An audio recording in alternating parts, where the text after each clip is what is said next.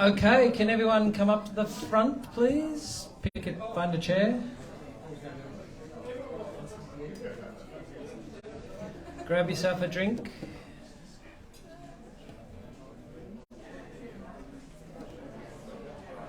Or not.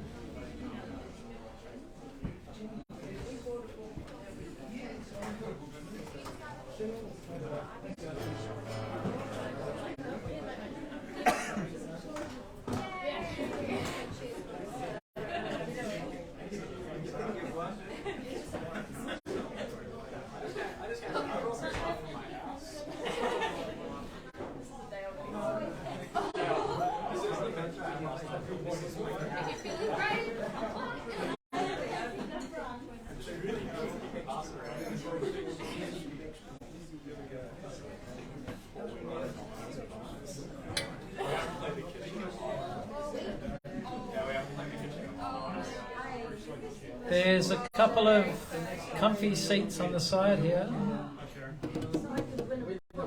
No one going to get the comfy seats?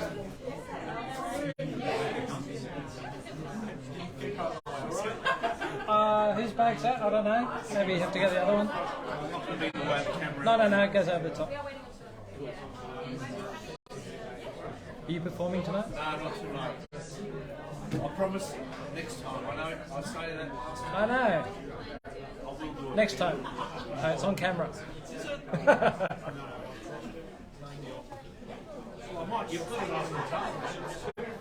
There's guitars all over here. So I usually always have one here. If you don't bring one, you can just play.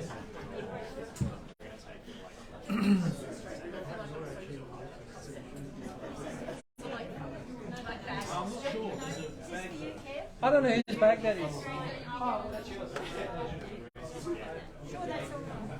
Yeah. No, it's. I want people to sit there. Okay. Can everyone hear me?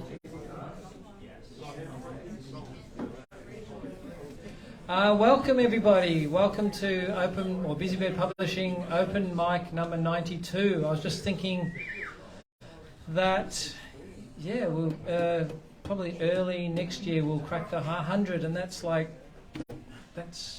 over 10 years of open mic nights. And I was just thinking today of how amazing that is that we've kept this going, and we do like 10 a year. Les, can you turn the music down if you're there somewhere? Oh, Les has gone out the back. That's all right. Yeah, that's it, Liz. Thank you. I was just saying, 10 years of open mic nights, doing 10 or 11 a year.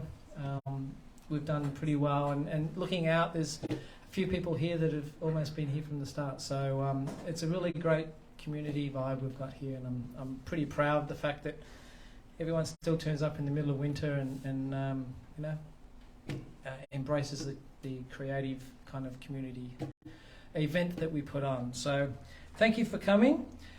First of all, tonight is a normal open mic night, as normal, but tonight we're also here to celebrate the launch of Joe Dolce's book at the Noisy Cafe, which Joe will come up in a minute and explain why he wrote the book and all the history behind it. But a lot of you kind of know Joe from Joe as Joe Dolce, but like I've known Joe now since 1986, and I've never met a more passionate, creative person in my life. This guy gives, when he focuses on a certain project or whatever, he gives like 10 billion% on it, and he just always excels at that. And whether it's music, it can be writing, it can be poetry. He just and a lot of you don't know he's an amazing chef as well. He's doing a cookbook with us at the moment, which should be out in a couple of months, so we'll keep you up to date with that one. But Joe's just, you go over there for lunch and it's amazing extravaganza. So tonight we're here for his book at the Noisy Cafe, which is a collection of, Joe really knows his craft with poetry. So it's a great collection of a lot of things Joe's done over the years. And, there's even, a couple of poems about Blaze and a few things that kind of hit the nerve and stuff, which are really kind of nice to read. So I'll get Joe to explain a bit more about that a little bit later on. But, if you can kind of... listen to Joe and get a sense of what his passion is with poetry, and then have a talk to him after the night. That'd be great. So I'm actually going to start the night by inviting Joe to come up and have a little bit of a talk about his book and why he wrote it and all that kind of stuff, and maybe do a few readings and stuff like that. If you do have questions with Joe, you can talk to him and maybe buy a book after. Les will tell you a bit about that. And after Joe's kind of finished, we'll get back into our normal kind of open mic night that we normally do. So I'd like to welcome Joe Dolce to the stage.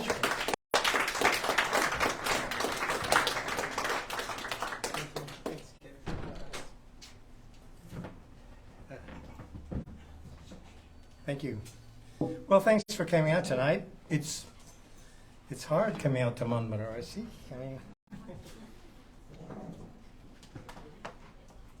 We're having a formal launch of the book next week at my partner Lynn's art gallery in Thornbury on Friday. So this is like a teaser launch. I brought 15 books, The next one's just about sold out, but still some room. Let me tell you why I wrote the book. Well, Blazy, before she passed away, was trying to get me to publish through Busybird, and we talked mainly about a cookbook. So I do like to cook, and I've got thousands of recipes, but the idea of doing a cookbook, I'm not a professional chef. I'm like my grandmother, I did it my whole life. I do it for me, for love, for the family. But sometimes those are the most memorable dishes you'll ever eat in your life, and as we all know from people in our families.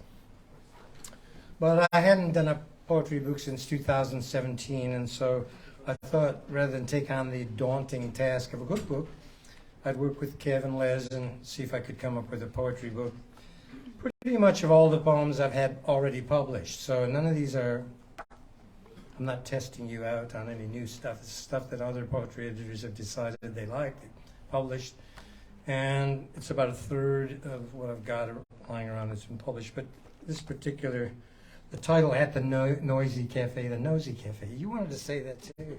That would have been a good title, At the Nosy Cafe. At the Noisy Cafe was actually thought up by Elizabeth Smither. I don't know if you know Elizabeth. She's the poet laureate of New Zealand. She chose it from one of the poems. I have 10 villanelles on the life of Constantine Cavafy in here, and one of them is called At the Noisy Cafe. So she thought that would be a good title, which I decided it was. I did the rough sketches for this, and then Lynn, my partner, did this fantastic painting which covers the whole wall. And Les turned it into this magical thing that has this blue kind of light coming out of it. It's just quite quite magical. Hey, Joe, it's Kip. Hmm? It's Kip. Was that you, Les? No, no, it's Kip. Oh yeah. I You like graphic novels. you did the you did the barcode thing, right? Because barcode get it. Okay. Les did nothing.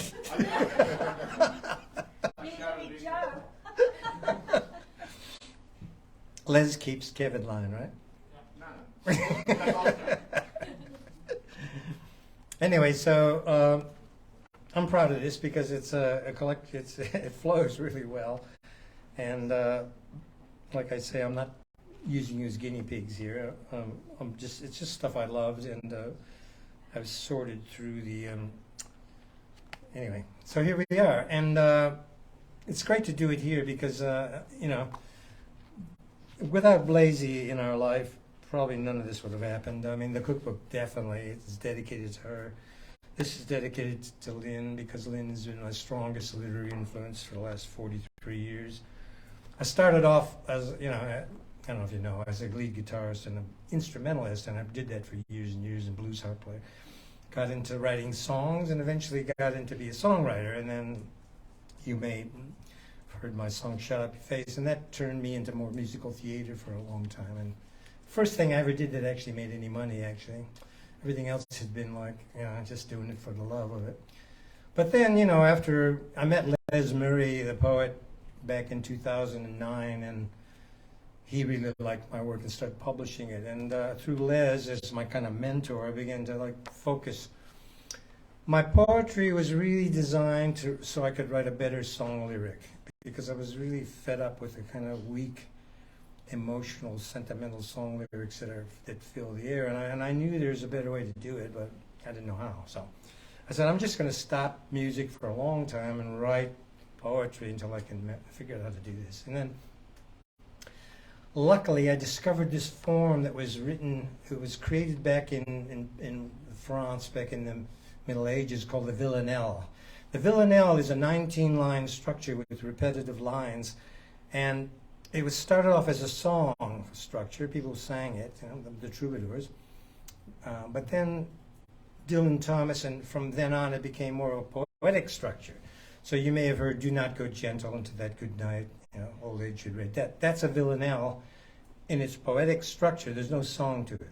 So what I did is I've taken the villanelle and I've returned it to its song lyric structure, which means I can write the poems as 19-line poems, like Dylan Thomas did, but I can also keep in mind that they could be songs, make sure the lines lend themselves to singing, right? I'll give you an example later. I'll read one, and then Lynn and I later will sing it, the same thing, and show you. This is a songwriter's, I would say a gold mine for songwriters to understand how to do this. And we'll be able to take this, what I call sad state of song lyrics, into something maybe better for the future. Okay, so I'm going to start. I'm going to read 5 short ones. Okay, I got some long ones in here, and I got some very traumatic ones, which I'm not going to read tonight because they're very sad, and I don't feel like being sad tonight. So this one is about my visit to my doctor. It's called gall. The GP put down his pen. You've got stones, a small cyst in your liver, not cancer. But I'd like to read the report, maybe a CT scan. While sitting there, my thoughts filling with tumors, the telephone interrupted. Well, put him in an ambulance and send him to the hospital, now.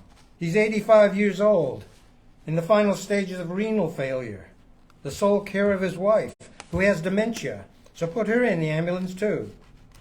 He hung up, turned to me with a disassociative look, as if to say, now where were we? I smiled. Well, compared to that, I guess I'm blessed. Good, he said. I'll see you on Thursday.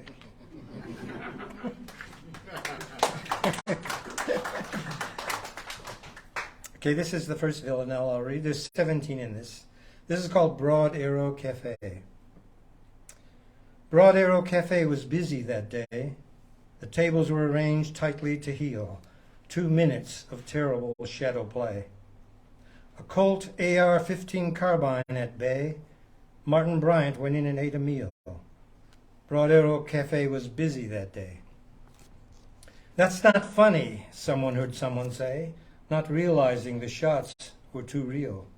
2 minutes of terrible shadow play. A reenactment or a Port Arthur play? Customers trapped with no place to conceal. Broad Arrow Cafe was busy that day. 29 rounds fired in the cafe. 10 people wounded and 12 people killed. 2 minutes of terrible shadow play. Families could not comprehend the affray. Crouched in corners, they covered and kneeled. Broad Arrow Cafe was busy that day. 2 minutes of terrible shadow play.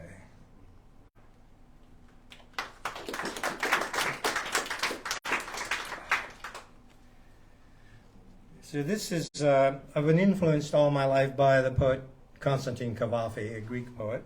I think I set one of his poems to music when I was 19, and I'm still singing it. So a lot of what you're going to, the next two pieces are in the style of Cavafy. Let's call it that way. But I think I've reinterpreted it into my own experience. This is called "I Never Found Those Lips Again," and Lynn and I will sing this later as a song, but I'll just read it to you as a standalone poem, because this is the way it was first published. I never found those lips again, my final preference for her kiss. I never thought that I could bend. When she had gone, it felt the end. Sorrow broke open an abyss. I never found those lips again. Kind words from a few mutual friends who didn't vanish into mist. I never thought that I could bend. Some lovers with a soft pretend, their touch somehow always amiss. I never found those lips again. The helpful advice that offends, there's still too much I won't dismiss. I never thought that I could bend. And almost heal, but never mend. The unannounced recall of bliss. I never found those lips again. I never thought that I could bend.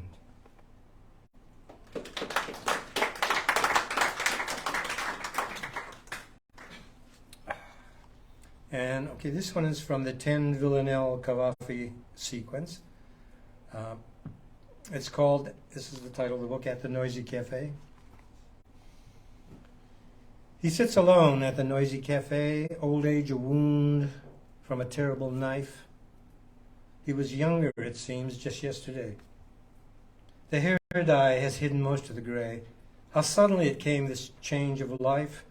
He sits alone at the noisy cafe. A table for one, a vase and bouquet, without children or companion or wife. He was younger, it seems, just yesterday. He gives friends photos of his younger days to help them recall him in kinder light. He sits alone at the noisy cafe. He's thrown so many early poems away, clearly too consumed with lust then to write. He was younger, it seems, just yesterday. Now almost transparent, thoughts far away, a breeze of eros sweeps past in the night. He sits alone at the noisy cafe. He was younger, it seems, just yesterday.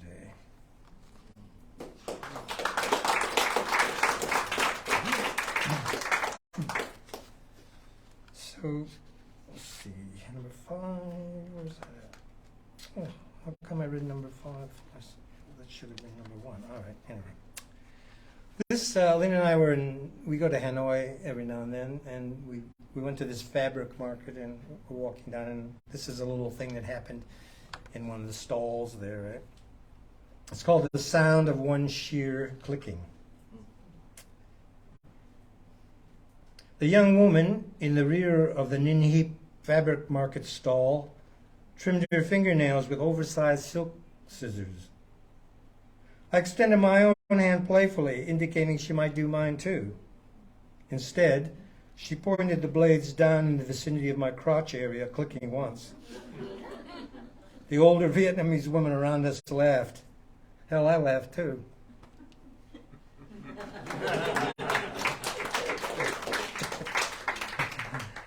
I love the Vietnamese, they're great. And this will be the last one, just so we can get on with the night. this closes the book, and you know, there's been so much concern about what's going to happen to us and the world, and you know, extinction, and you know, all this stuff. Nobody knows. You know. But there's this great quote in the Bible: "As it was in the beginning, is now, and ever shall be, world without end." I think that's a pretty deep thought, and so I've tried to incorporate it into this structure, which is another unusual poetic structure with a lot of rhymes. It's called "Ever Shall Be."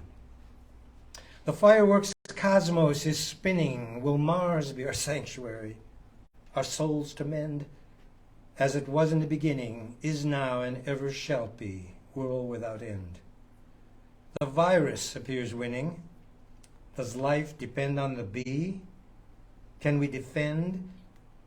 As it was in the beginning, is now, and ever shall be, world without end. Is AI praying or sinning? Who or what will hear our plea, our next God send? As it was in the beginning, is now, and ever shall be, world without end. If breathable air is thinning, did we evolve from the sea? Can humans bend?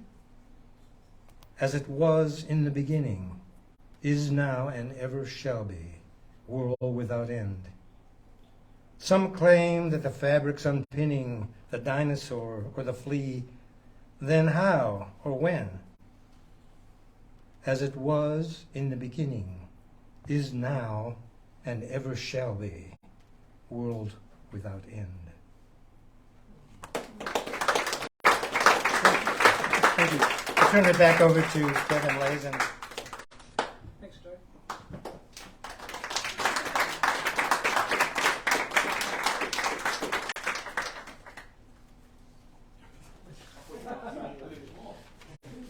And now for Les.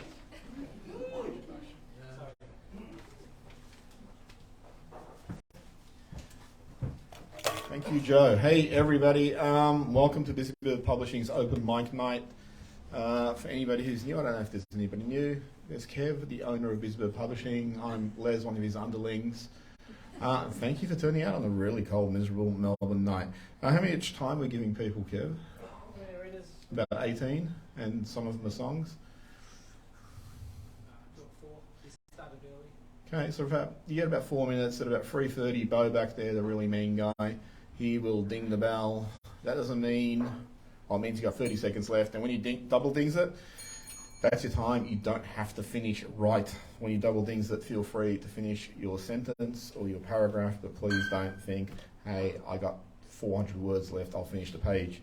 So thank you everyone for coming. I am going to start off with somebody who's returned for, I think, the first time this year. I'm looking right at her, so I'm thinking she knows who it is. Everyone, please welcome Rosemary.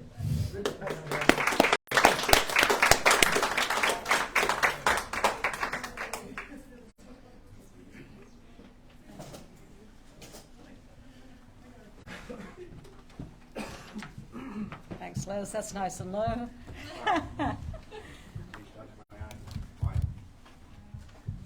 That's probably just fine there. I'm trying to be taller than I am.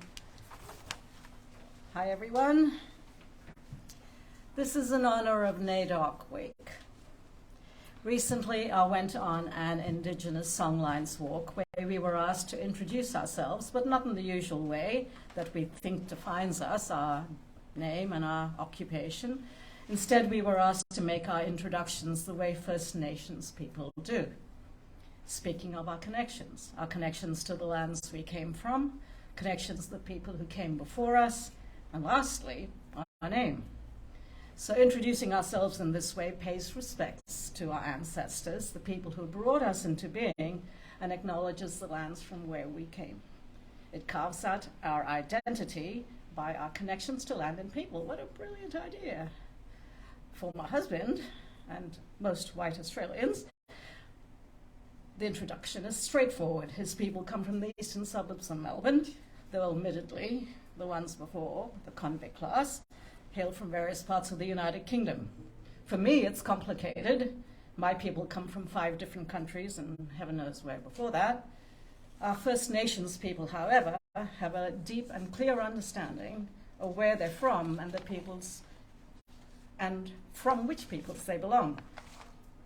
I deeply envy them that, but I'm also deeply saddened and ashamed when I think how our ancestors went about eradicating so much of their lands and their people.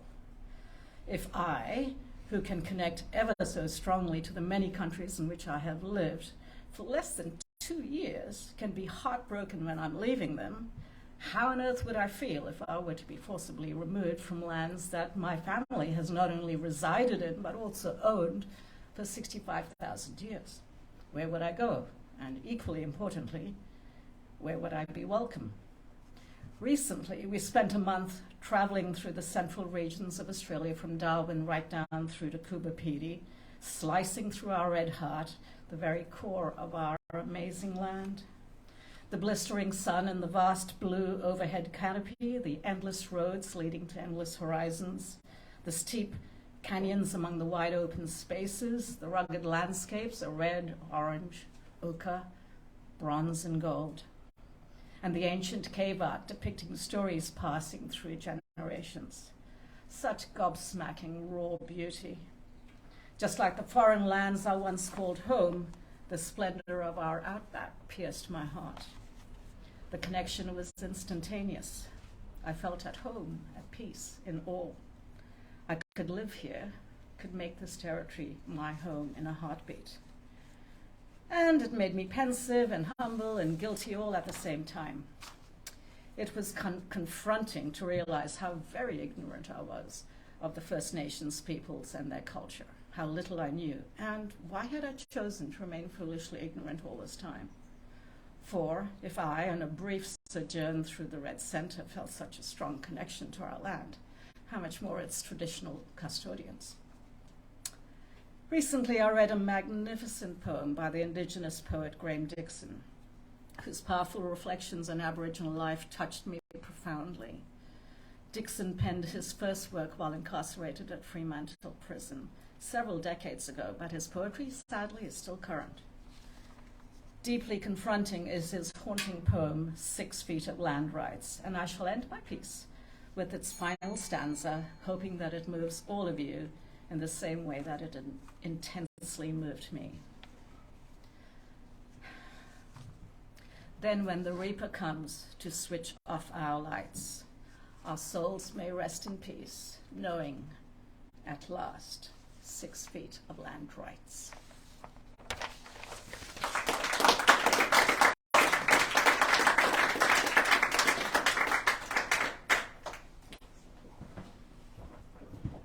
Thank you, Rosemary. Rosemary, you always got things going on. What publications do you have coming up? Oh, sorry, I put you on the spot. No, in the real world.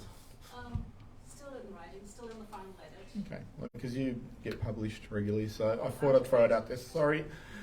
One of the things that keeps Busybird going is the interns we get in here. Usually tertiary students or people seeking professional development. We actually have quite a few interns in here. Our most oldest intern is Bo, sitting back there, minding the time. That's pretty much true. Rhiannon, who's come back to visit us, thank you. Lexi, I don't know where she's sitting, right there, who just finished up Friday. Maggie, who's standing at the back, who I'll talk about later, just to embarrass her. Carly, who's right here. I know it's unusual for me to embarrass. And Sky, who's interning presently. Sky is going to sing us a song. Are you? Yep. So, Sky, everyone please welcome Sky. You're going to sing a song called Fool. Yeah. Usually people wait until they finish the internship before they start writing about me. He will eviscerate you. Yes. So everyone please welcome Sky.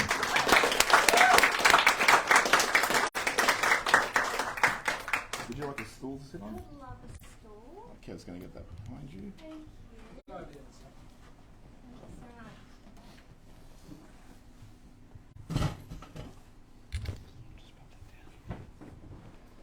It'll pick you up. all right. Oh, do we need the mic? No, it's just for the camera. It'll just hit this one. Okay. All right. Hello.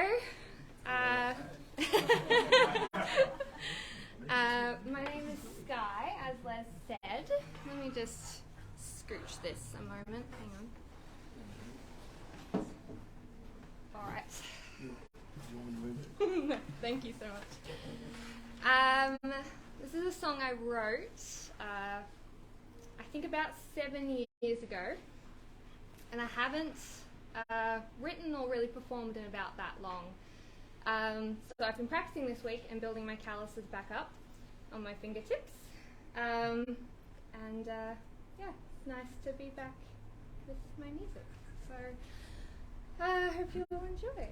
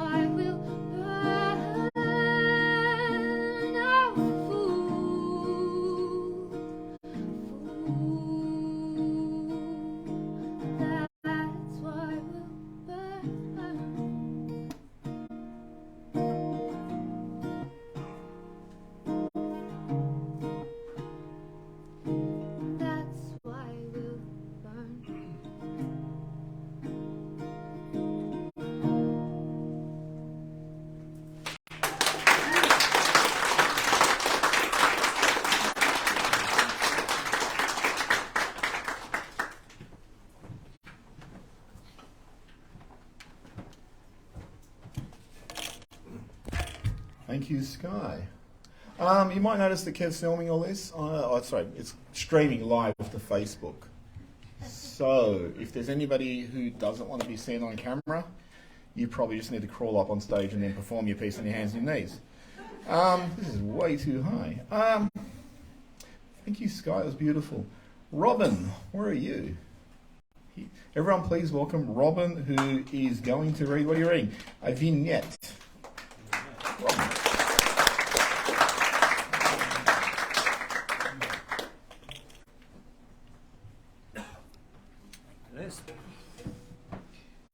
I just wanted to talk about the rag trade tonight, and I was in the rag trade for about 50 years in Flinders Lane. If you know anything about Flinders Lane, it was the rag trade centre of Australia.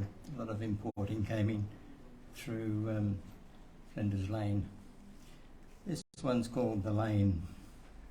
Trucks skillfully reversing down narrow lanes. Racks of swaying garments being wheeled into warehouses. The early morning activity heightened as the June frost began to thaw. The lane was coming to life.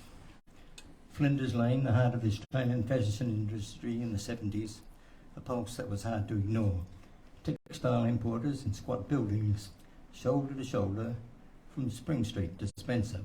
Names such as Wenzel, Caldor, Martin Savage, Seckers, so on, and the list went on, with windows, doors and vertical neon signs, proudly displaying the company's names. Narrow footpaths bustling with interstate buyers, sales reps, bakers and delivery men. Their enthusiasm and keenness kept the heart of the trade beating. Next summer's range was due. The big boys, Buckley and Nunn, now DJs, David Jones, Meyer and Georges were making appointments. The rush was on. After weeks of planning, fabrication, design and colours, it all had to come together on time. If you were late by a week, sales would be significantly affected. Today, the lane moves to a different beat. The textile trade has been replaced by galleries, restaurants, coffee shops and boutique hotels. Now, young execs crowd the still narrow footpaths, enjoying the filtered sun with coffee in one hand and a mobile in the other. Tourists, delivery men, graffiti artists and company execs dodge around them. The lane has changed, but the memories remain. Thank you.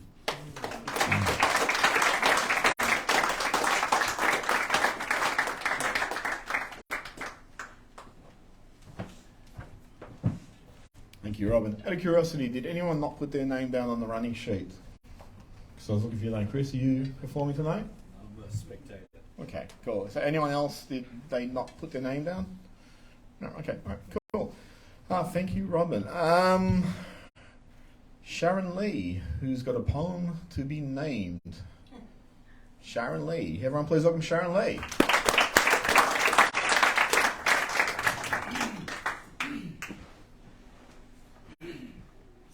Thank you.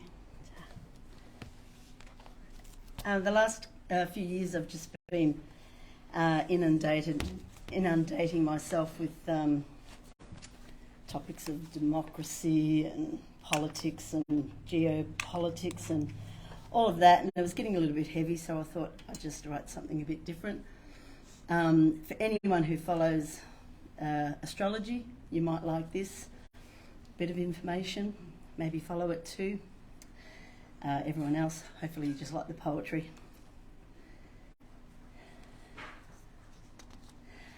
So yeah, it's a poem that is about Saturn and Uranus, no giggles. And until December 2024, Saturn and Uranus will be playing out their power struggles with one another, right above us in our beautiful skyline amongst the stars. But come December 2024, these planets will have consolidated their positions in the age of Aquarius. So, interesting times ahead. But in the meantime, Saturn is the old world. It is government. It is the past. It is control, the way we've done things, but for this moment, we must surpass. It's for our safety and security, and it plays strictly by the rules.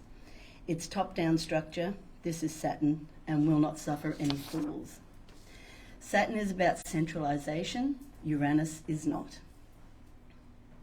So when Uranus conjuncts with Saturn, we understand it's time for change. The rules are nothing but a hindrance Uranus needs to rearrange.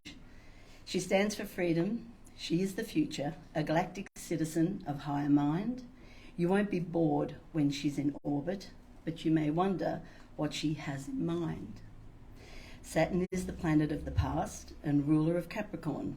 Uranus, the planet of the future, and she is Aquarian. Our dear Uranus, she's of the people, and she is free. She is communal, she is community, she's flatline structure, no hierarchy. But mixed with Saturn, she is a powerhouse who cannot stand to be controlled. So even if there's best intentions, we must renew our ways of old. Saturn is about the old order, the way we've done things up until now. Uranus is about what's to come. And just for the record, Pluto, the ruler of Scorpio, has a little something precious to offer in this mix as well. And remember, Pluto is always about death, total destruction and rebirth. And it is moving at the same time into Aquarius, bringing its gift of transformation by destruction, helping the people with its big shift. Pluto destroys what is unworthy and what is not for our higher good, will push the old world right on its axis and give the people just what it should. But even though Pluto is about death, and death in no uncertain terms, it is also about rebirth and transformation for the higher good of humankind. So my advice, don't watch the news, don't focus on what's about to end. Instead, just focus on what's beginning and let creative be your friend. Big corporations, they do not love us, they do not care for those they serve, and selfish governments will never give what their constituents rightly deserve. Instead, remember, love is in the people. It has always been there and it always will. So grow your own food, step out in nature, and maybe don't take that other pill. Be kind to others and meditate, for you know life is of the breath, and let the good just bubble over as old world order gets put to death. Thank you.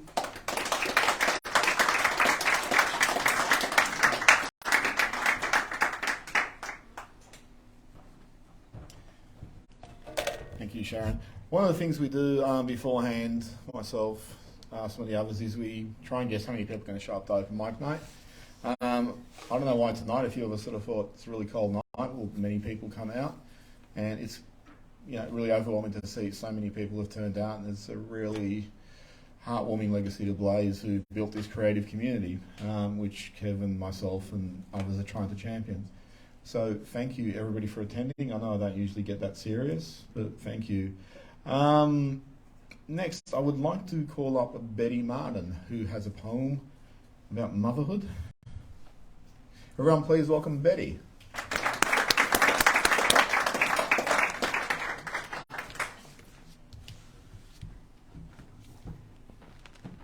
Thank you.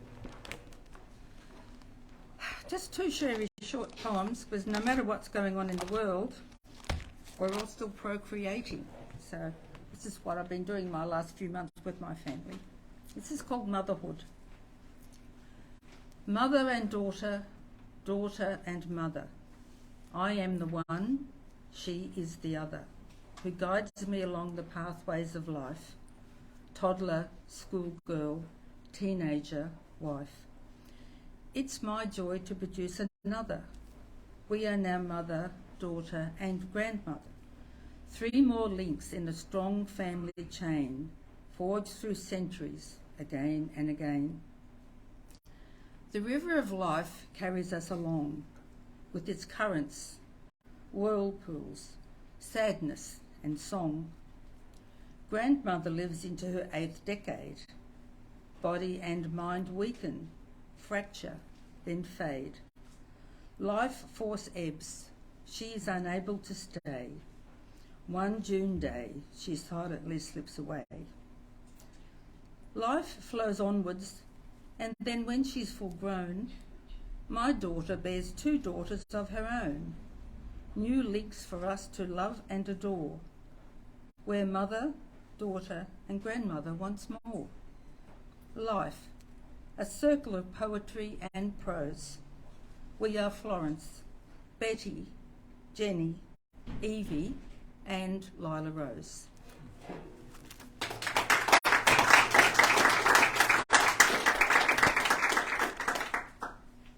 And this is a poem. We have a 4-week-old granddaughter, but I wrote this poem when the 3-year-old was born in lockdown. It's called Lessons Learned in Lockdown.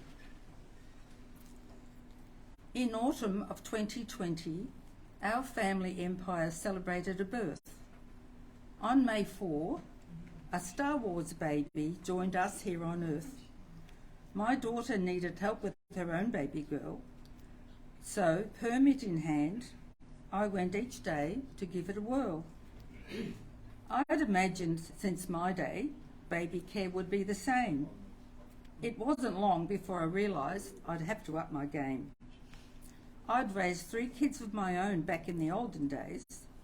Pretty soon I learned I'd have to change my ways. Not cow's milk, but breast or powdered milk is the way to go. The lactation management consultant told us so. Biodegradable, disposable napkins are the latest things. You fasten them with sticky tabs, no need for safety pins. I hadn't changed the nappy for over 40 years. And the first time with the little bubby nearly brought me to tears. Oh dear, good grief, it was really on the nose. Water-based wipes weren't up to the job, so I grabbed the garden hose. To put baby down to sleep, you place her on her back. Blankets are not allowed. You zip her up in a sack. There's a video audio monitor in case baby makes a peep. You can stay several rooms away and watch the baby sleep. There's a special nappy changing mat and drawers full of things like organic creams, gels, special wipes for delicate baby skin. Mustn't use your elbow to test the bathwater each night. A floating alligator thermometer tells you when it's just right. After a few weeks, I had learned the new routine. On my shift, she's always well fed and dry and clean. Now she beams her charming smile at me while perched upon my knee. Then she dribbles, burps and belches and offers no apology. She tugs my earrings, grabs my face, pulls handfuls of my hair, while her dark eyes examine me with her laser beam stare. So I allow her some leeway, my baby Lila Rose, and keep a cloth handy to help protect my clothes. Really, I don't mind that sometimes people can see that there are spots and blotches on my finery, because now I am a nana, and it's a small price to pay for the loving smiles and cuddles that I get every day. Thank you.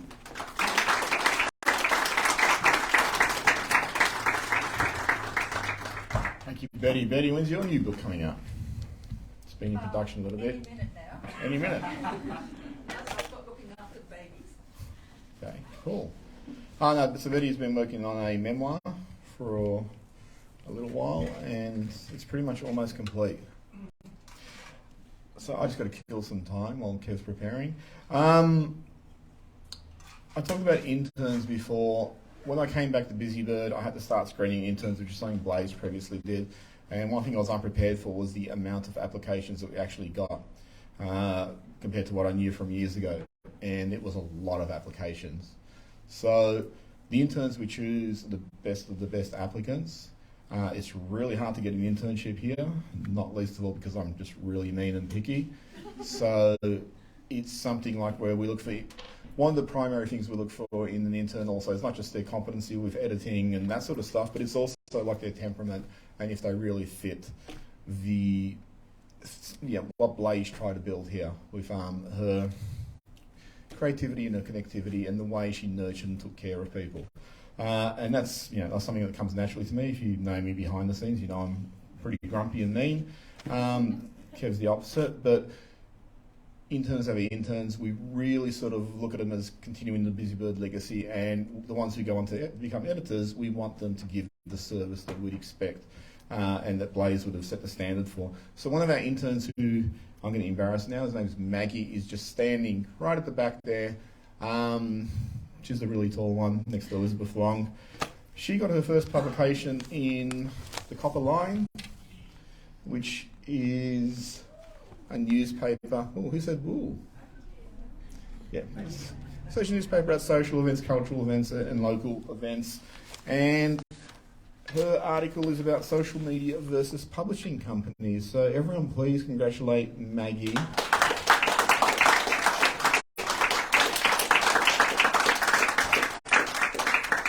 And I was just speaking to Maggie earlier, and she has a tremendous ego. So if you can go up to her later and tell her how good she is, how well she's done. I mean, I didn't want to do this, but, she twisted my arm, and you can see me, I bend to the whim of others. So there's copies of the Copper Line on the table where the refreshments and that sort of thing are. When I mentioned the other interns previously, the one I forgot to mention was Shell. So Shell interned here many years ago. She's constantly helped out. She's done PR for Busy Bird. She has really helped shore up Busy Bird during tough times also. So Shell is going to come up, and it's a Sharka's message, a phone message about spider webs, and Kev's prepared some slides here. So everyone please welcome Shell.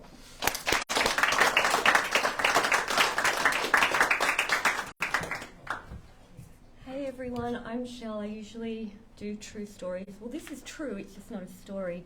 You know how sometimes a particular theme just turns up day after day? Well, there's a theme about seeing something in the same right that kept coming up in the last 7 days. Blaze gave Les a purple scarf. He's lost it. It's somewhere in his world. He asked me if I know where it is and if I could ask Blaze where it was. So I asked Blaze, where's his scarf? And I felt like she said, it's around, you just need to see it in the right light. And then my friend Sharka posted a message on Facebook with this spiderweb here, which was glistening in the sunlight, and she left this phone message. So this is not my writing, this is literally her phone message. Such an amazing morning. The sunrise and the sunlight was hitting all these spider webs. When you have a spider web at home, you get the broom and kind of go, gross. But out there, it just looks so sacred. This spider web was sacred, covered in dewdrops that look like diamonds, this perfect shape that looked like a dream catcher. It was just so magical. And I realized that things that are so ordinary and we take for granted that can become extraordinary under the right light. Yeah, I had a moment. That's it. And if you see this purple scarf anywhere, tell Les.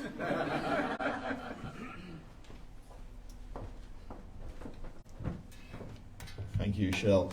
When you came in, you would have all got a raffle ticket. So there's a raffle door prize, which is a monkey. It's actually a hand puppet. And you'll see them all around the place. They're sitting on bookshelves. They're actually in some surprising areas. So when you look around, sometimes you'll see one in an area you didn't expect. There's one of Kev's photo journals about a walk with me, which was his trek up the Mount Everest base camp and back, which contains this gorgeous photography. And a notebook called All You Needs Is Words, which is one of Blaze's puns. And you think my jokes are grown worthy. So at the end of the night, I will go through the raffle tickets and I'll pick one out, and whoever's got the raffle ticket will win. And speaking of Blaze, the next person I'd like to introduce is an accomplished painter, author, poet. Is there anything you haven't done? So everyone please welcome Lynn, Blaze's mother.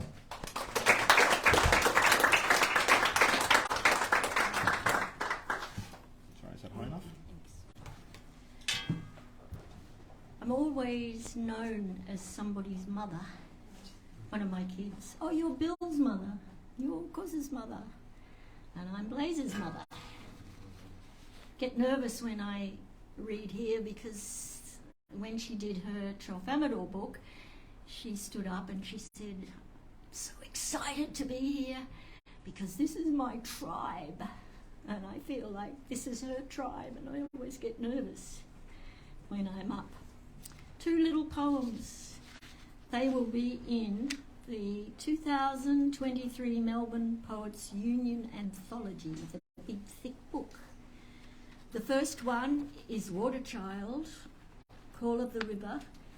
And you know, if you know the Van Heck women, you know they love rivers, any river. So this one's by Blaze. The river spoke to me. Her voice was slow, enchanted, swirling around me. I couldn't escape her. Stories of the bush, old stories that I didn't understand. But mostly she told me how good I was, how perfect, the adventures I would have. I would be okay. She answered questions I hadn't asked. My heart filled up and up. She told me that I was her child, that I would never need more than I had now. She would look after me. Thank you.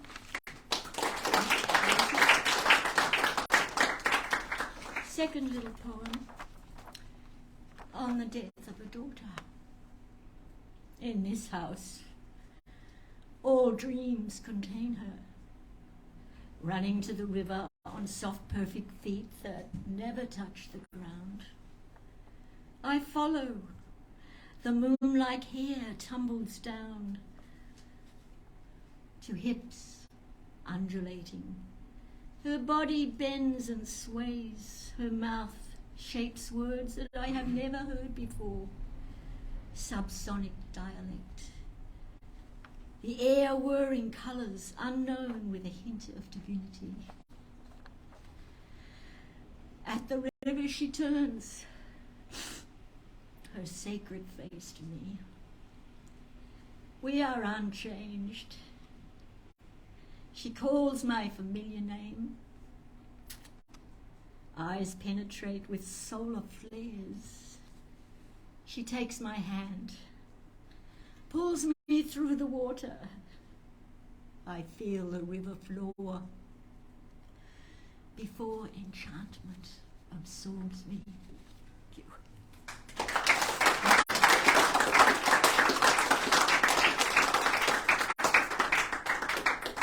Bit snippy. This is a poem that I would read. Poems like this I would read to my grandmother, who had a very thick accent, and she would always say, "Darling, that is beautiful, but I didn't understand a thing." So she wouldn't understand this one either, but she would call me darling, and she would say it was beautiful. It's called A Woman Painter at the Age of 78. You may sit on me, but I am not a chair. You may break into my home, and I will meet you at the top of the stair with a crowbar held over my head, aimed at your surrender. Your intrusion I will make savagely count. You expected a witch, but encountered a warlock with a nail in his stick. You may sit on me, but I am not a chair. I have some madness. Words fall down my chimney, sparrows and wolves, and infant soft love poems addressed to forests, rhododendrons, and slithers of West Country air currents swim surrounding my early hour bed, a place to avoid certainty. You may sleep on me, but I am not a bed. You may know me. I am the elderly one with grey hair. I carry paintbrushes in secret places. The faint perfume of citrus turpentine, my fingernails shredded, the tips bleeding from scratching hazardous surfaces. My seagull brows fly across damaged eyes, yet I can still paint my grandchildren with braille surety. The tips of my tresses are stiff with Damascus varnish. I nail myself up to Basquiat. My thighs gleam like Tamara Tempika. I am riding with death, watching out for Emily Dickinson's coach. And all for no profit but ecstasy.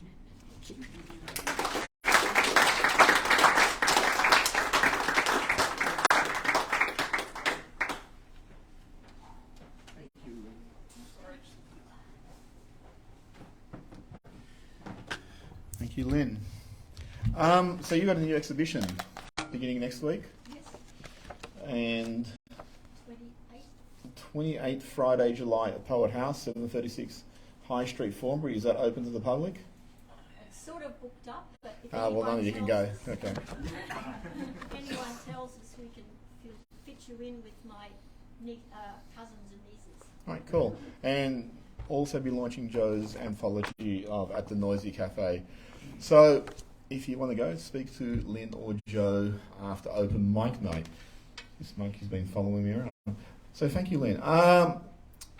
Electra, you have a short story, Terror at the Party. So writing about me also. Everyone please welcome Electra.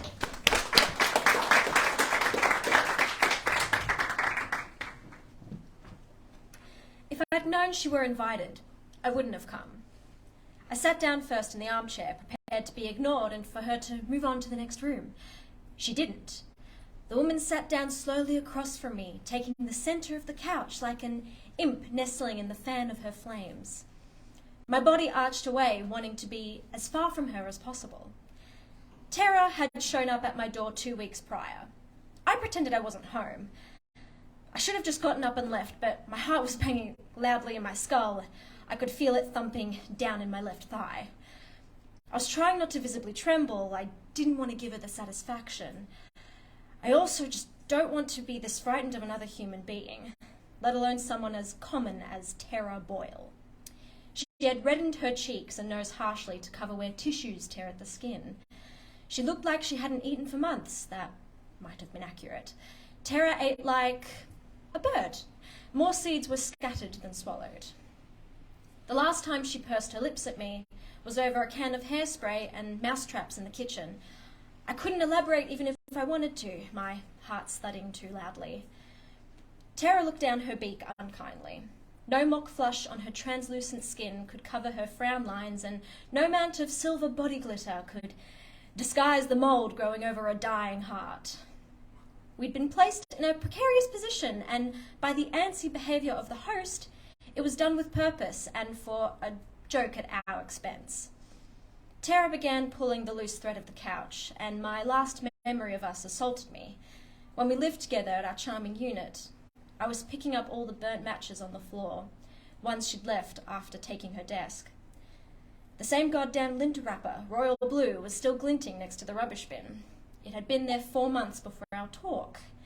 For Tara, the talk was a fight. For me, it was a question.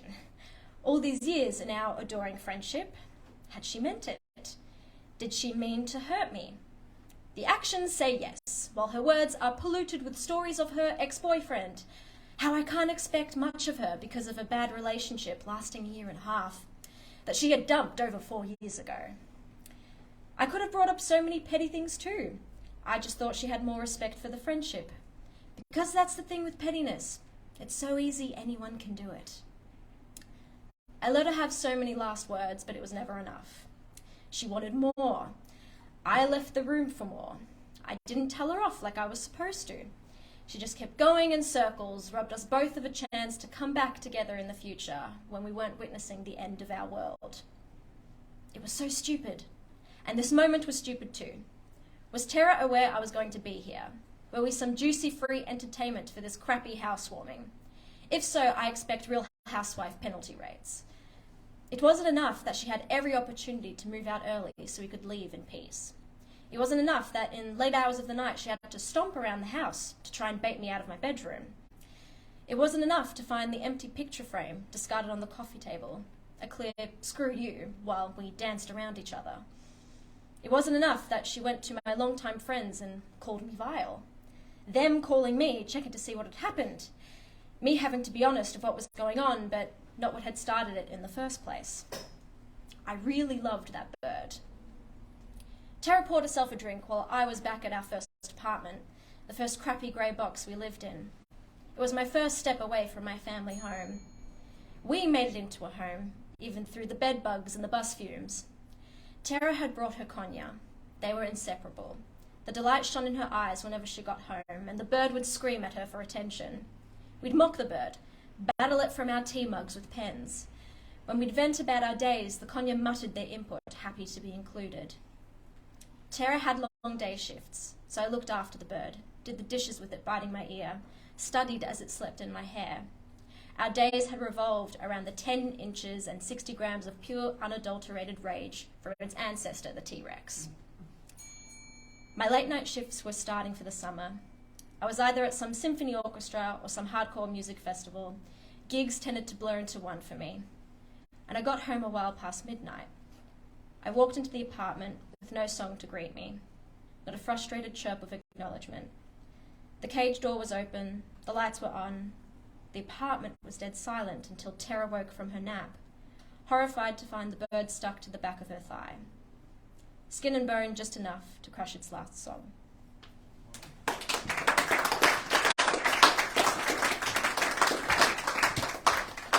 Thank you, Electra. It's a cheery hand. Dom, I'm going to call you after the next person because you have a little bit of preparation. So just to alert you.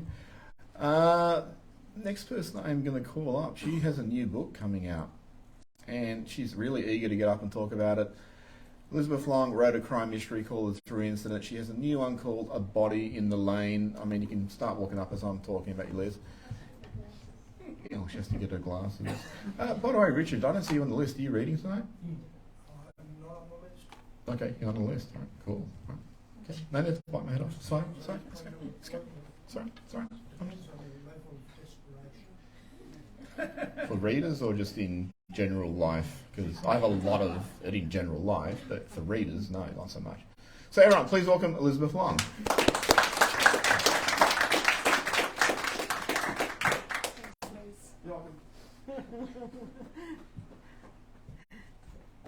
Hi everybody. Hi everyone. He made me do this. No, you. Okay, so I'll try not to keep you long. I have to put my glasses on now. I don't know where they are. I can't read it without them. Can I come back? No, they must be in my bag or something. Sorry. I was just so upset. Improv Elizabeth Long, ladies and gentlemen. Thank you very much. Now we're all become part of the theatre performance. It's not just her, it's about all of us now. Come on, I'm trying to bypass. Look, I can take my thumb off. Sorry. So sorry. Anyway, before you start the clock, I just wanted to say you wouldn't find another place like this, would you? Where you can get up and structure stuff like this and everything that's organised around it. So I just particularly want to say thank you to Les, thank you to Kev and everyone else behind them. And thank you, Oscar, for this. So thank you. I think you're fabulous. You start the clock now. Okay. So I don't know if anyone's read the True Incident, but this one is a spin-off. And so two of the very minor characters in this are now the major or protagonists in this one. So it's about A Body in the Lane. that was found totally nude and had no clothing, no identification or anything. And it was down in a lane in Exhibition Street. And so the two detectives, Mark Amos and Zach Harris, were called out at 3 o'clock in the morning to have a look and see what was going on, if they could find out anything. There was a door that backed onto the lane, which was from a Chinese restaurant, and Jackie Zhao was the one who first found the body after putting out some rubbish into the big bin. So I was just trying to proceed this down as much as I could, just to be really quick about it. I'll just read you where, because I think people have. Does anyone remember me reading the first part of this at all? Because if you haven't, I can read the first part. That'll be okay. I'll start from the start. All right, I'll change. So it's 1998. The laneway located off Exhibition Street was dark and foreboding, resembling a rarely visited deep underground cave. The surrounding structure was wet, with water running down the bluestone walls into the scant drain. It was 2 a.m. and cold. A soft drizzle was falling. Drops of rain collected on the shoulders of the detectives' heavy coats, so lightly they didn't feel the increasing dampness slowly splitting through the fabric. Homicide detectives Mark Amos and Zach Harris were standing by a body lying in a dark corner beside a large, dirty green skip. It lay there unnoticed by the foot traffic passing the narrow lane that never received the sun. The police presence was attracting a few onlookers who were sternly requested to move on. "I've never seen anything like this," said Mark. "Me either," said Zach. The only entry into the laneway was now securely cordoned off by tape strung across the opening and flapping in the breeze. 2 police officers and a sergeant stood close together on the footpath, occasionally remarking to each other or presenting a formidable, unspoken bearing to the general public. Few people were in the city at this time of the morning, except for the many homeless persons sleeping under a variety of blankets beside surrounding buildings, trying to keep warm and dry. The rear door of a restaurant opened onto the end of the lane. A few rubbish bins had been placed along the back wall. A lone staff member working the last shift had discovered the body when emptying food leftovers. With a shaking hand, he'd called 000. Detectives lifted one end of the plastic sheet the uniforms used to cover the body, switched on their flashlights, and went crouched over the motionless mound of a human being that was naked and lying on its side in the fetal position. The face of the corpse was twisted in torment, the hands splayed.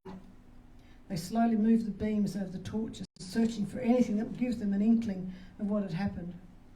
Only one side of the face could be seen, but there wasn't much of it left.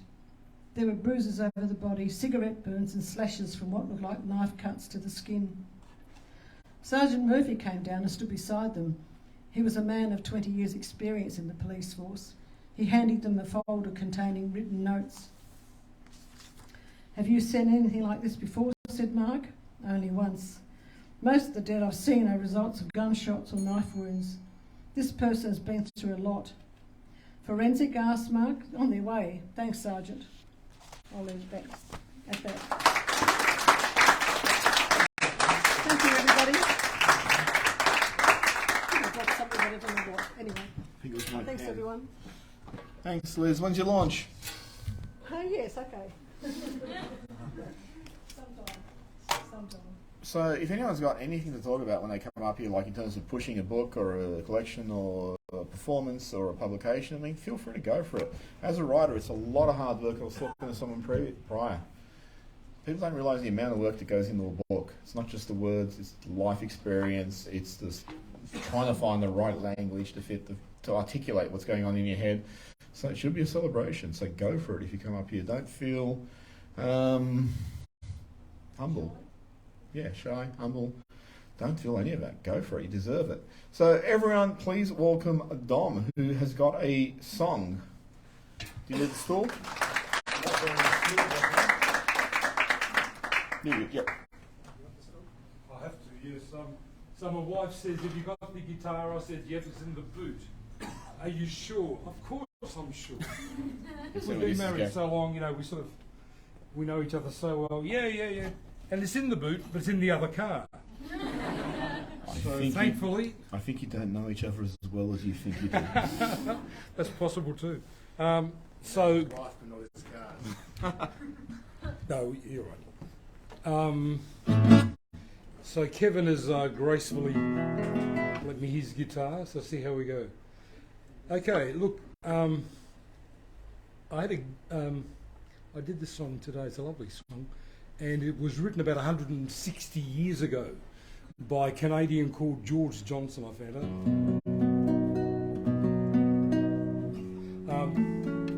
found out, and he wrote it for his beloved Maggie.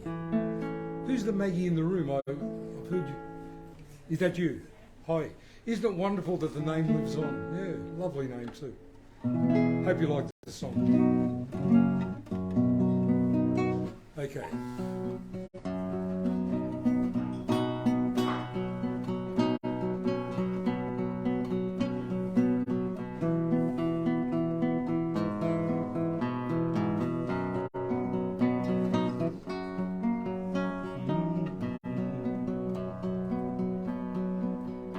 I wandered today to the hills, Maggie, to watch the scene below. The creek and the creaking old mill, Maggie, as we used to long ago. The green grove is gone from the hills, Maggie, where first the daisy sprung. The creaking old mill is still, since you and I were young. They say that I'm feeble with age, Maggie. My steps are much slower than then. My face is a well-written page, Maggie, and time all alone was the pen.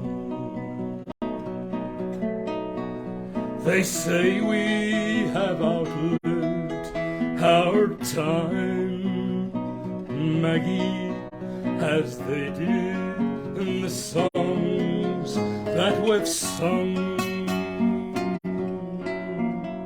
But to me, you're as fair as you were, Maggie, since you and I were young.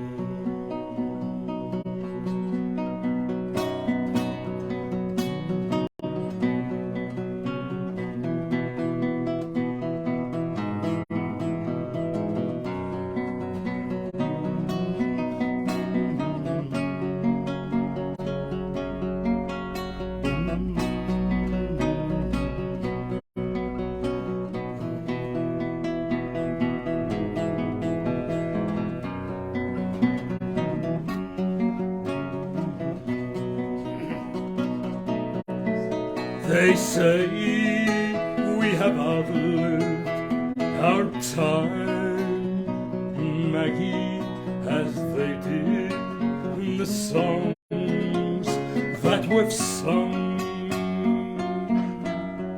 But to me, you're as fair as you were, Maggie, since you and I were young.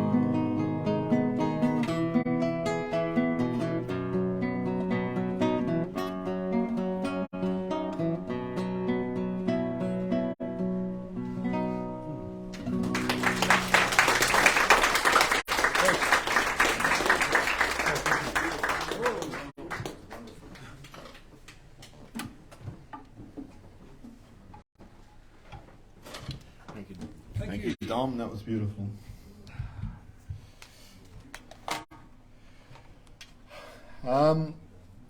Next is also another former Busybird alumni. Is that the right term? I don't know. It's not like I work with words or anything.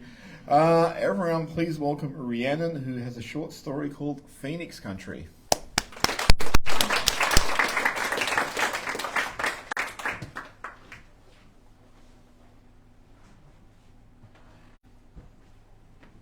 Hey everyone. Short story but not short enough. Let's see how far we get. Her lucky charm hangs from her rearview mirror, a hollow tube of thick plastic called a green whistle. She taps it, sends it spinning in asymmetric circles, then starts her car. It's a 20-hour drive from her place in Melbourne to her family's home. She's driven it before, over long, leisurely days. She's never driven it like this, departing before dawn with the timer on her watch already ticking down from 26 hours. Barely any time to break for food and fuel, none to spare for sleep. Yowie is restless. He knows their routine, and breaking from it makes him nervous. Eventually, she harnesses him, and he settles in the passenger seat. It's unfair to keep him in work mode while she's driving, but she has little choice. Every radio station has surrendered under the onslaught of emergency broadcasts, so the first few hours are silent outside of the engine's steady rumbling. She drives with her bad leg pressed against the lower dash, the forward momentum vibrating through numbed muscle. Her car is a Holden with a diesel engine that pays for itself in fuel economy alone. She knows it can take her home on a little over 2 tanks. She'd emptied her savings account buying it immediately before leaving home. Terrible timing. Her dad had promised to give her his car when she moved out. Her first stop is the service station in Euroa, just off the Hume. She stopped here countless times, refueling and grabbing a McMuffin before kicking on. Today the Macca's is deserted and the servo is clogged with cars. She spends 45 agonizing minutes crawling to the nearest diesel pump. She's stiff as she stands from the driver's seat, grabs her cane and calls Yowie. The discipline enforced by his harness prevents him from exploring the moving labyrinth of motor vehicles. She'd worried that the servo would run dry, but soon enough the tank is full. Now she can make it at least halfway. The shelves inside are almost entirely bare. Fortunately, her car is loaded with the entire contents of her kitchen, so she and Yowie are set for food. She allows him his pick from the untouched selection of chew toys, hoping to distract him for at least some of the drive. For herself, she finds a single discarded can of energy drink at the bottom of an otherwise empty fridge. She holds her prize with her left hand, needing her right for her cane, and joins the line to pay. Cash only, the woman working the register says, but there's a discount if you take some literature. The woman points at a stand that once held greeting cards, but is now overflowing with titles like The End is Nigh and Sinners Repent. She stares, then hesitantly selects a pamphlet asking, Where will you be? The cover features agonized people drowning in fire. Have a blessed journey, the woman says. She has less than 24 hours now. 2 strangers hover around her car, a girl leaning down to peer through a back window, a guy giving her a calculating once-over. Can I help you? She asks. The guy says nothing. The girl arranges her face into a smile. Can we catch a lift? The girl pleads. Just across the border? I'm on a deadline, she says. The guy scowls. Everyone is. She shrugs. Will be no trouble, says the guy. He opens the passenger door. Back off, she commands. Yowie springs into action. Dropping his new toy, he bounds ahead, barking loud and fierce. The couple instinctively back up, giving her time to rescue Yowie's toy and retreat into her car. Once inside, she whistles for Yowie, who quietly and calmly returns to her. Recovering quickly, the guy tries to grab the handle of Yowie's harness, but the other drivers have noticed the commotion and are shouting at the couple to bugger off. Good boy, she praises Yowie once they're safely away. One hand on the wheel, she offers him his toy. Yowie's entire body wriggles with glee as he delicately takes it from her hand. He knows he's a good boy. Back off is not a command that Yowie should know, but her dog likes treats and loves her, so she's taught him some special tricks. She has a zero-tolerance policy for helpful strangers putting their hands on her. Yowie helps her enforce that. As they crawl towards the Hume, she retrieves her dad's road atlas from the glove box. He insisted on keeping it in his car, and it survived, so she does the same. She usually rides the coast home, but Euroa cost her an hour, and she's wary of making it past Sydney. She finds an inland route and spends the day speeding through sunburnt country.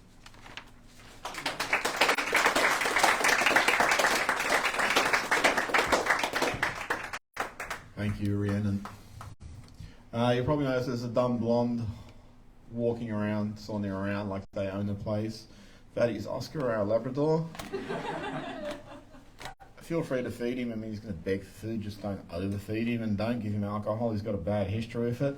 He also has his own book called Oscarisms, which is a collection of fantastic pictures that Kev's taken and some captions that were put together between Kev, Blaze, myself, and last year's intake of interns. Does anyone want to throw out a number between 1 and 82? 7. 43. So, okay, so Kev's told me 43 and he's the boss.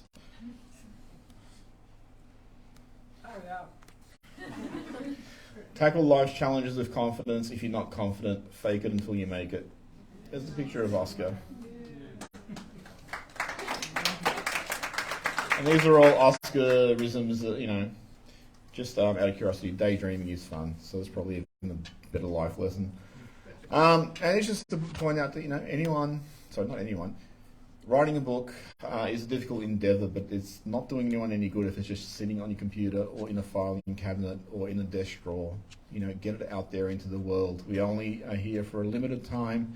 Leave a story behind for people to read, whether it's your family, your friends, or just some next generation. We all have a unique voice to share with people, so share it. You can't do it once you're gone. So, having said that and brought the mood of the room down, it's probably a big ask of whoever comes up there. Carly! Everyone please welcome Carly, who is got show and tell with Carly Updates. That's what it says, Carly Updates.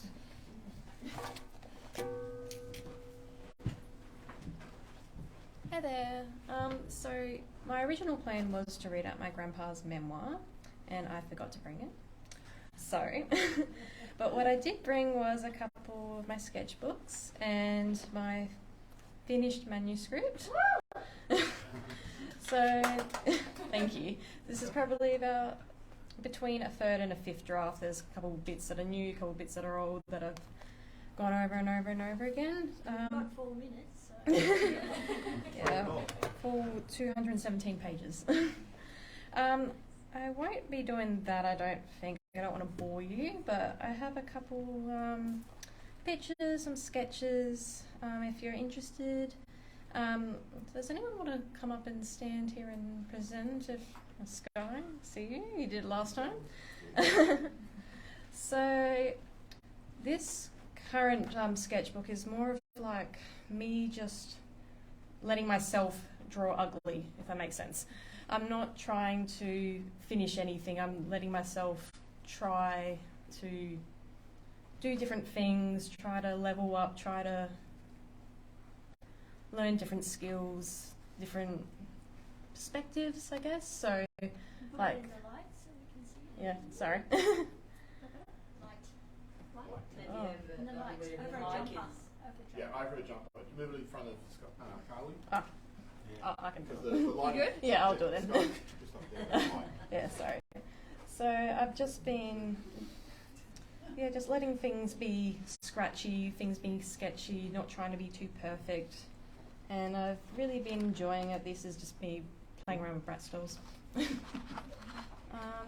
And I also love cats, by the way. These are colours like I was practicing for a book I've been illustrating for Busybird. When should that come out, now that I've been playing around with it for free? Free? I think our accountant might beg to differ. Next couple of weeks. Yeah, thank you, yeah. So, hope I do actually have all the finished illustrations here, but I'm not sure if I'm allowed to. Yeah. Okay. Okay, so you might get a sneak peek. So. I want that one though. Yeah, so I'm also going to be making a Facebook page soon, so if you're willing to follow me and maybe have a couple pieces of art come up on your Facebook feed, please do. Hopefully that should be done by next open mic night, so I'll let you all know the link and all that, but I've just had a couple things get in the way of it, sadly. Sneak peek. Shannon, where are you? Happy birthday, by the way. I did this for you.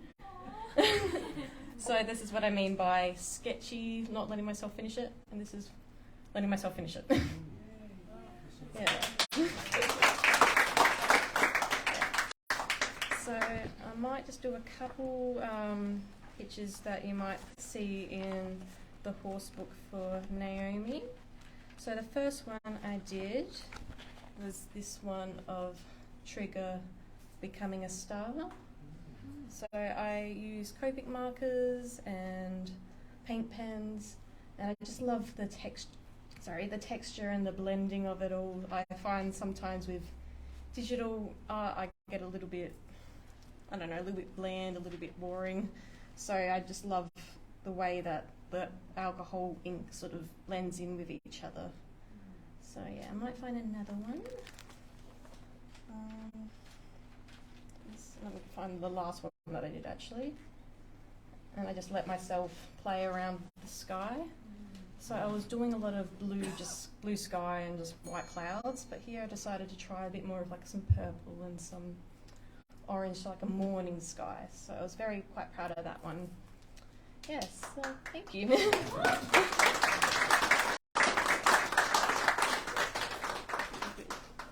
Thank you. Do you know what your Facebook page is going to be called? You haven't decided yet. Carly Mitchell. Illustrations. Awesome illustrator. When I was showing the Oscars in the book, someone actually called out 70. I was hearing things, and 70, just as I was looking at it because my OCD compelled me to look at it, says, take pride in the places you live, love and learn. That's the picture of Oscar, and it's right here in Busybird. And one thing, this is not aimed at anyone by the way, is like a lot of people come up here and go, this is the first draft, I don't know if people like it or whatever. It's just, no, actually take pride in your work and push it. Don't depreciate it. Having said that, I am going to go with a comic actor, author, and a civil engineer, which means he'll never be rude to you. Everyone please welcome Steve Diagata. Diagata. Sorry, you keep telling me, I keep forgetting. Sorry. Thank you very much. Yes, I am all those things, but the only thing that puts food on the table is the civil engineering. But you can all change that. So I have two of my books here. So I've got my novel, which is Pope Dreams, Pope Peter the Improbable. And this one was just launched a couple of weeks ago, which is The Spirit Within Anthology. It's the fourth of Antonio Pellegrini's We Inspire Now anthology series. And I've got a chapter in that. So you can hit me up afterwards. So today I'm going to talk a bit about me. So yes, I am a civil engineer. And for those who don't know, there's lots of different types of engineers. The civil engineers are really involved in civil infrastructure, things like roads and bridges and pipes and things. So, of course, you can't do all of that. So I specialise in the area of sewerage. So I'm a specialist in sewerage. Now, that doesn't mean I'm a specialist in shit.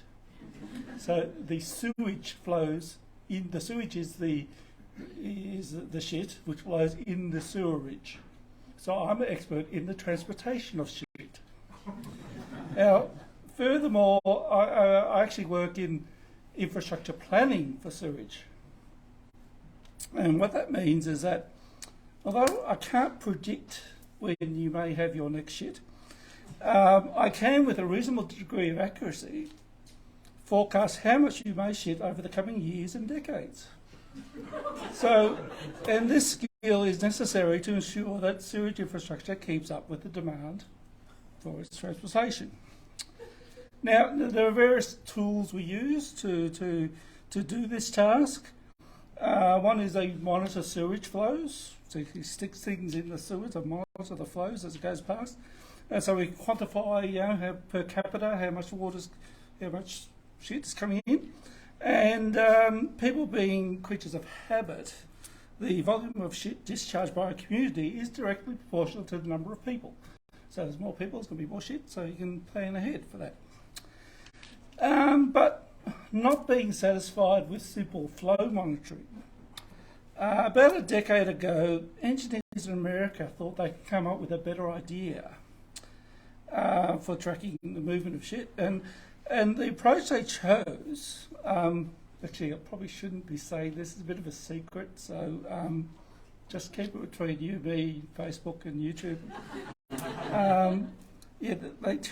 They started putting radioactive isotopes in the water. And then once they passed through the system, you could track those isotopes and you could use that to measure the flows. And I thought that was a great idea. So it worked really well, but and provided very useful data, but it was not without some side effects. The main side effect was that some of the isotopes would lodge in people's guts. And it was not a medical problem because the radioactivity wasn't that high and we were exposed to a lot of radiation anyway. But the main issue was it was caused some irritation in the gut. And of course we know now that the gut is also, gut health can adversely affect mental health. So the isotopes lodging in people's guts were affecting people's moods and behaviours. Now, people affected by this condition were diagnosed, the technical term was SFB, which is the technical term for shit for brains. So this condition, so it wasn't recognised before fairly widespread use of these isotopes in the US and also some trials in North Queensland. And in Queensland, the condition is thought to be directly associated with the rise of Pauline Hanson's One Nation Party. While in the US, it's considered the reason why Donald Trump got to be president. So there you go.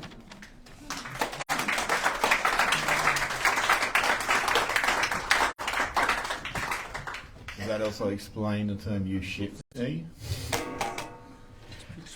Oh, you took a book. You shoplifter. So thank you, Steve. I'm going to call up another ex-intern, Lexi, who has a poem called Flower and Body. She's changing what she's reading, so she's probably reading something else. Around please welcome Lexi. Hi. I'm going to read a short story now instead.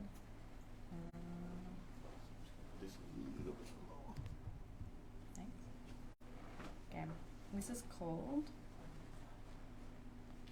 Pressing Out My Colours. It was 2 a.m. The Charles Bridge looked haunting in the hazy glow of the street lamps, and the wind nipped at my cheeks.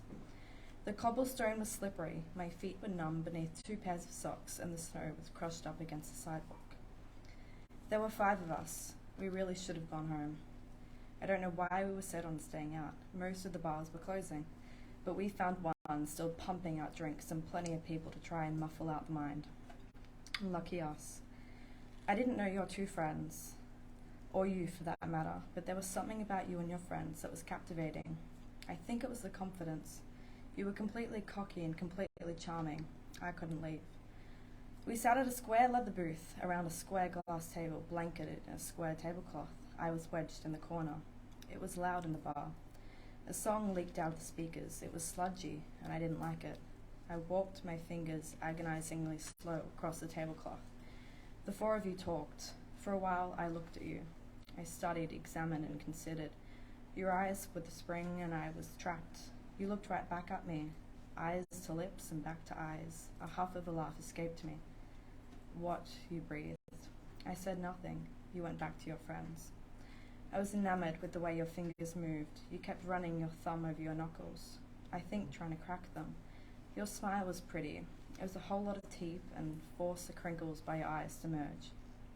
A slight wash of stubble covered your chin and cheeks. I wanted to reach out and brush my fingers across it, dragging them all the way back into the vivid browns of your hair. And your laugh, the way it rumbled from your belly, it was stupidly loud. It felt over the top, fake, but it was unbelievably real, unbashful and beautiful. It made me smile every time it escaped you. The room was dark, caliginous, a blue glow trickled out from under the low-slung lights. It smelt of leather and wood, of beer and sweat. A tone of lapis swam through the room, cloaking the bar dwellers in a sombre sheen. Your fingers brushed across my back. It felt like a mistake. I knew it was intentional. It seemed like everything you did was deliberate.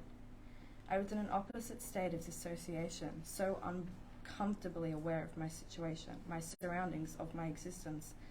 My toes in my boots still cold and the curve of my back pressed against my shirt.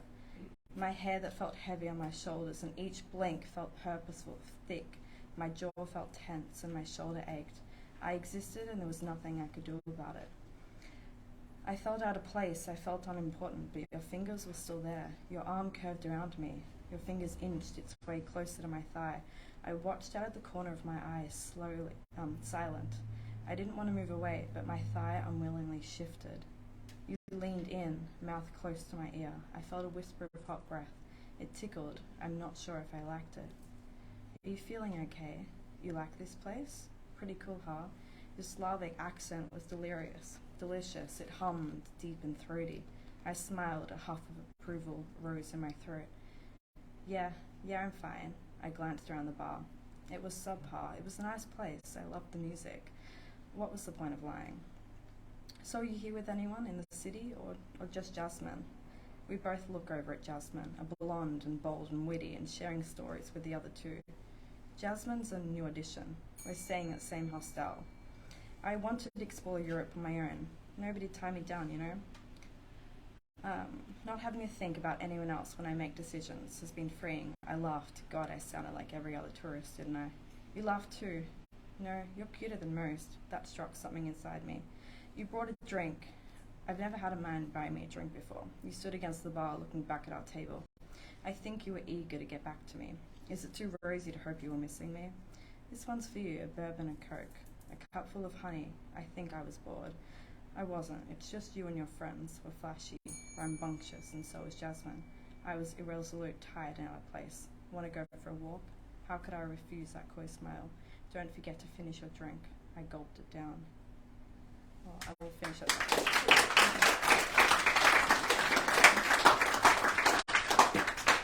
Thanks, Lexi. How much did you have left?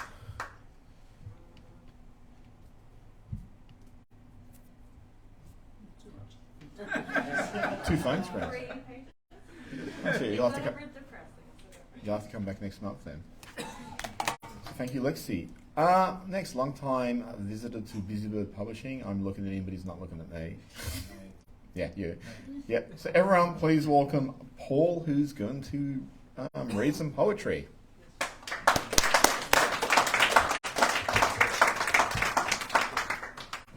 got some new books here? No, not yet. Sure, why not? I'll read something. Yeah. I'm going to read two poems. One of them is by me, and the other one is a fantastic poem by someone else, so it's going to make mine look shit. But that's what you get. This one's called Coke. It's my one. You don't get to drink Coke at home. You ask why, of course. They never answer to your satisfaction. But when you grow older, you'll understand. It was the 1970s, and your parents were concerned. Coke, back then, was the next wave of invasion, like prickly pear, cane toads, an ugly thing. In the school portable, there's rows of jars along the windowsills full of cola, and in the bottom of each jar is a child's tooth. You look across at your jar and wonder. In late afternoon, the sun catches the glass.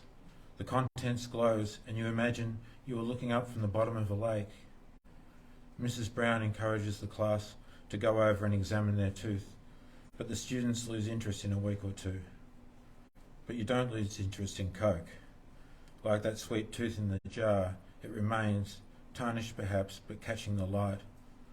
And then once in a while, you're handed over to the care of a friend's family. Your thoughts are so quiet that you can hardly hear them. And you're given a bottle by some young mother, not the real Coke, but a syrupy mix like Slade's or gold medal. You feel its weight in your hand, a substance hard won, and as you pour it down your throat, you can feel the corrosion happening inside you. The first steps towards wanting, long summer holidays, standing at the shore, the tide fizzing backwards, tugging at your feet.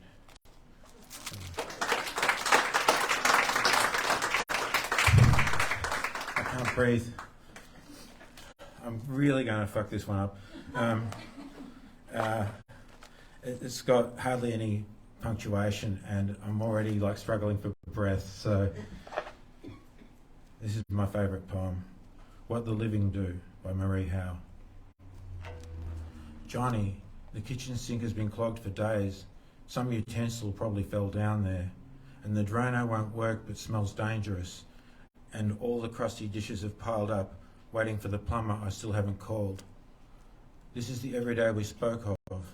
It's winter again. The skies are deep, headstrong blue, and the sunlight pours through the open living room windows because the heat's on too high in here, and I can't turn it off. For weeks now, driving or dropping a bag of groceries in the street, the bag breaking, I've been thinking, this is what the living do. And yesterday, hurrying along those wobbly bricks in the Cambridge sidewalk, spilling coffee down my wrist and sleeve, I thought it again, and again later, when buying a hairbrush. This is it. Parking, slamming the car door in the cold. What you called that yearning. What you finally gave up. We want the spring to come and the winter to pass. We want whoever to call or not call, a letter, a kiss. We want more and then more of it. But there are moments walking when I catch the glimpse of myself in the window glass and say, the window of the corner video store, and I'm gripped by a cherishing so deep for my own blowing hair, chapped face and unbuttoned coat that I'm speechless. I am living. I remember you. Thank you.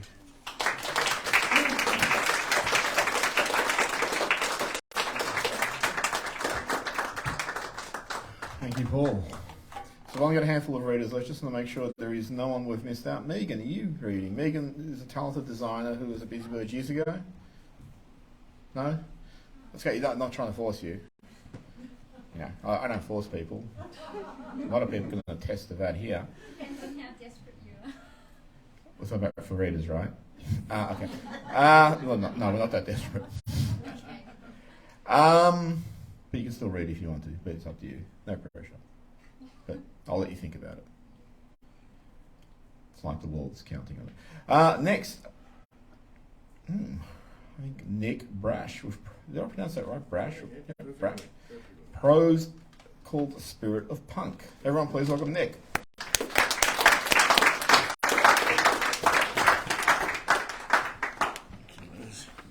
you very much. Turning 16 in 1977 was like winning the lottery. There I was, middle-class kid yearning to be an angry young man. But it was hard being an angry young man to Boz Scaggs. It was hard being an angry young man to Peter Frampton. And it was damn impossible being an angry young man to ELO. Some of my mates were into those acts. Others were into Led Zeppelin, Black Sabbath, Pink Floyd, Deep Purple. I could not stand them. In short, I was a shag on a rock. I was waiting for something.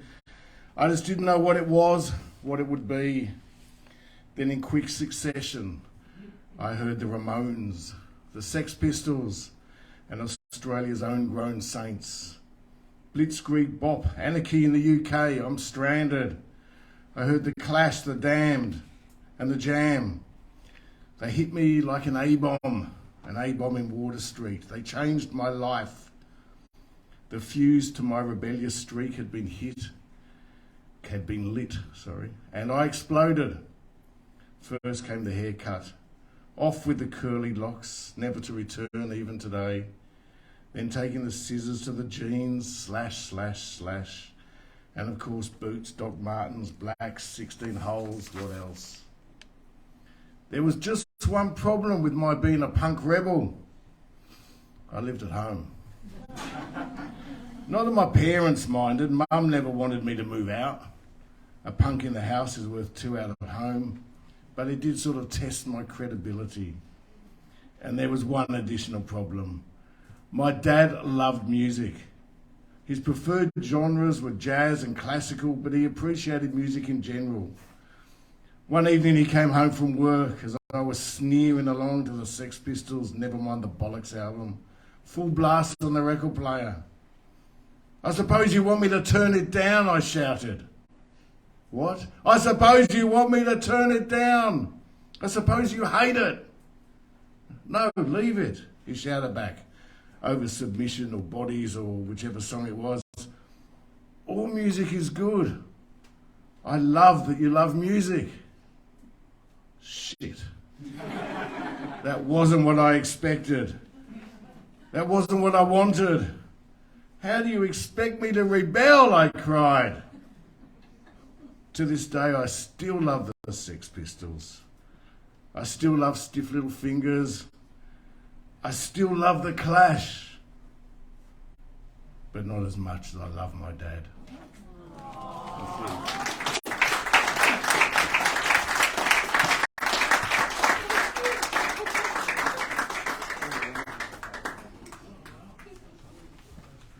Thanks, Nick. That was beautiful and made me feel really guilty.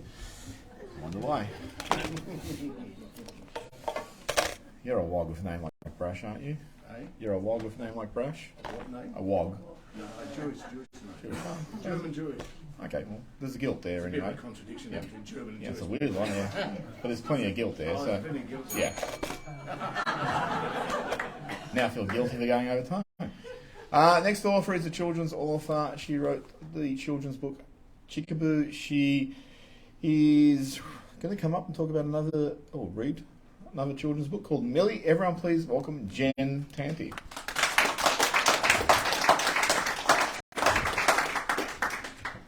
You can shamelessly plug that though. Oh, thank you.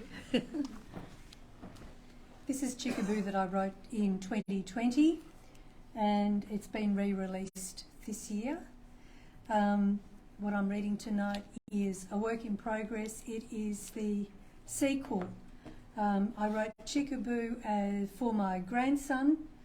This is now for my granddaughter, who is 3 years old. So take yourselves back to your 3-year-old self. Time for bed. Grandma opens the magic shoebox.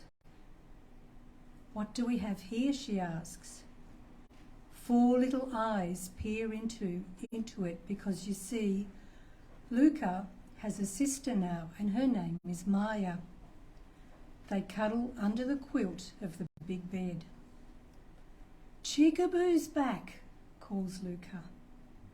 He is indeed, whispers Grandma as they cuddle close.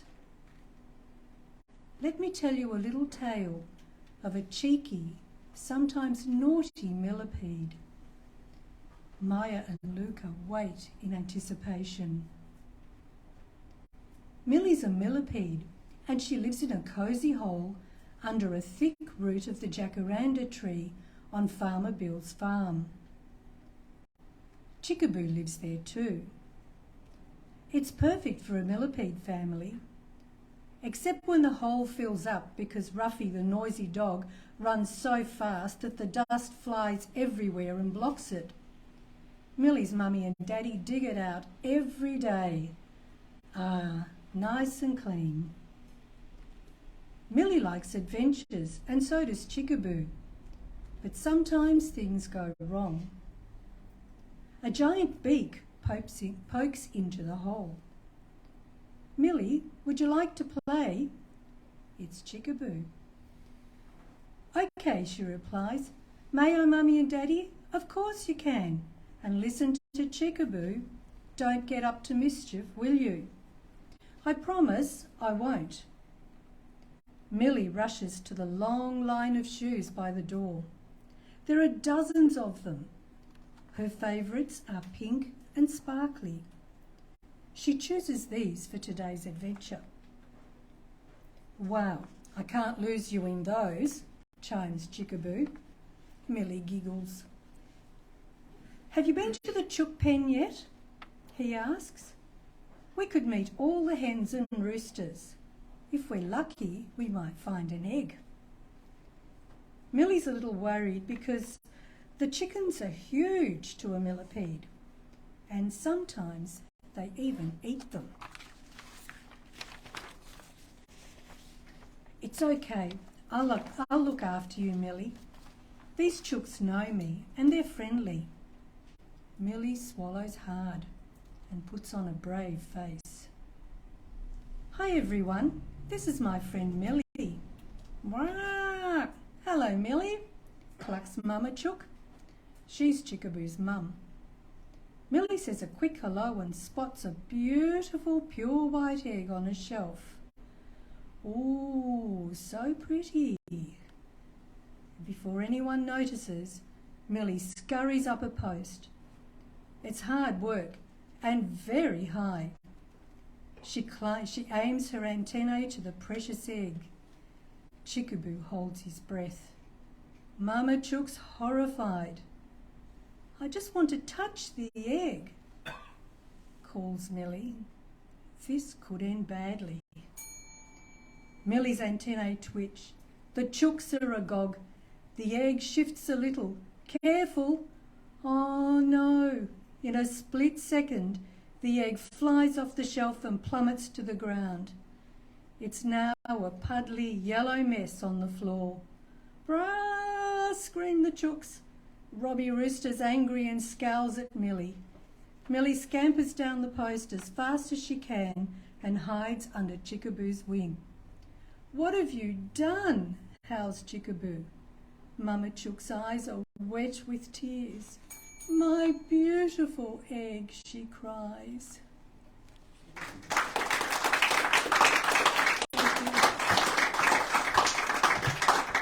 That's a brutal place to leave. I don't think they put eggs back together. There's a whole nursery rhyme about that.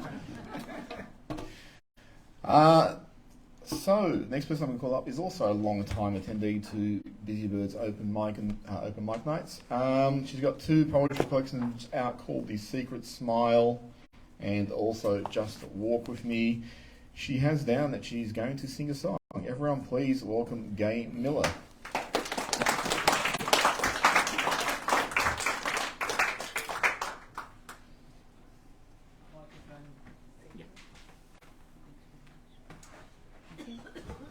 Now this group hasn't been together very long. No, we've only had about 3 minutes practice, haven't we? It's going to be brilliant. Oh, my bit is anyway. Some said it was going to be called Lost and Found. I wonder who lost this. All right. Now, Just watch the microphone.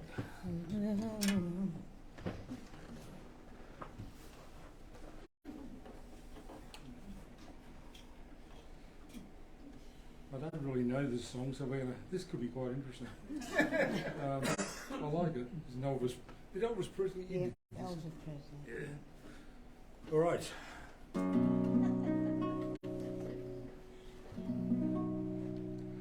Wise men say only fools rush in, but I can't help falling in love with you. Like a river flows surely to the sea. I'm losing my voice. I'm not trying to be funny either. I'm really So it goes. Some things are meant to be. Take my hand, take my whole life too. For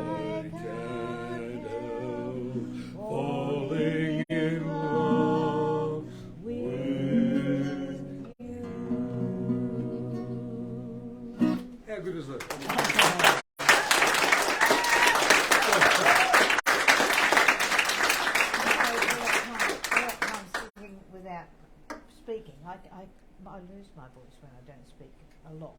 Don't apologise to this lot, they're fine. Are they? Oh, good. Okay. Okay. Yep. You do a poem also, okay? Pardon? You do a poem, you got plenty Yes, of time. I will, thank you. I'll do a little poem. I'll just put this in. Pardon? What did you say? It's something rude. Is he being rude? Yeah. Yeah, he is. Okay. Excuse me. This poem is called Early Morning Visit. Readying for work, we heard a familiar sound. But this sound was louder and much closer to the ground. Wondering what it was, we raced for the door to the sound much clearer than it was before. Out onto the patio, and oh, what an incredible surprise! A huge yellow balloon like a morning sunrise, hanging just a few feet above our backyard. The people in the basket stared at us hard. For a long moment, silence reigned. I wondered why no greetings were exchanged. I thought hospitality should start with me, so I raised my hand to greet happily. Waving a welcome, I looked down by chance to find I was in my bra and underpants. I slapped my thighs and turned and ran, thus showing the other side of this gran. Now I'm more careful about what I wear, most particularly when it comes to my underwear, because no one knows when it will be on display. Undies are not immaculate, were thrown away. I'll never forget the look of the people in the basket that day, and how they looked at me in the strangest way. Those poor souls couldn't run from what they saw, and they'd never seen the likes of me in my undies before. There's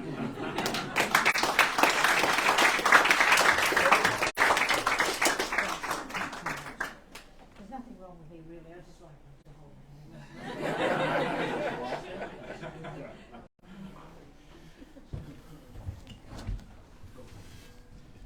So thank you, Guy. When's the next collection coming out? Next poetry collection. Well, it's sort of all over the house. Okay, alright. So you want to talk about the other two poetry collections? Do you want to tell people to buy them? Secret Smile and Just Walk With Me? No? Well, yes. Yes. Secret Smile and Just Walk With Me are my two books. We haven't got very many left, I don't think. Not on hand here. Okay. We've only got about 70 in the car. It's all about the cars, isn't it? Which It's all car about is what's in it the in? cars. Which car? Okay. Telling a story, don't take your notes. Alright. It is pretty shameless talking about your book, though. Anyway, I've got a book launch coming up. August 5th at Buck Mulligan's, 2 p.m. It's my young adult novel called This, which is a story about mental health, high school, the burying great parents in the 1980s. So August 5th, you're all invited to buy a lot of books. And I'd love to see you all there also, so thank you. So I've only got a couple of people left. Who did the woo there? Thank you. She usually hates my stuff. Anyway, Shannon. Everyone please welcome Shannon, who's got some poetry called Mother Wound. So everyone please welcome Shannon.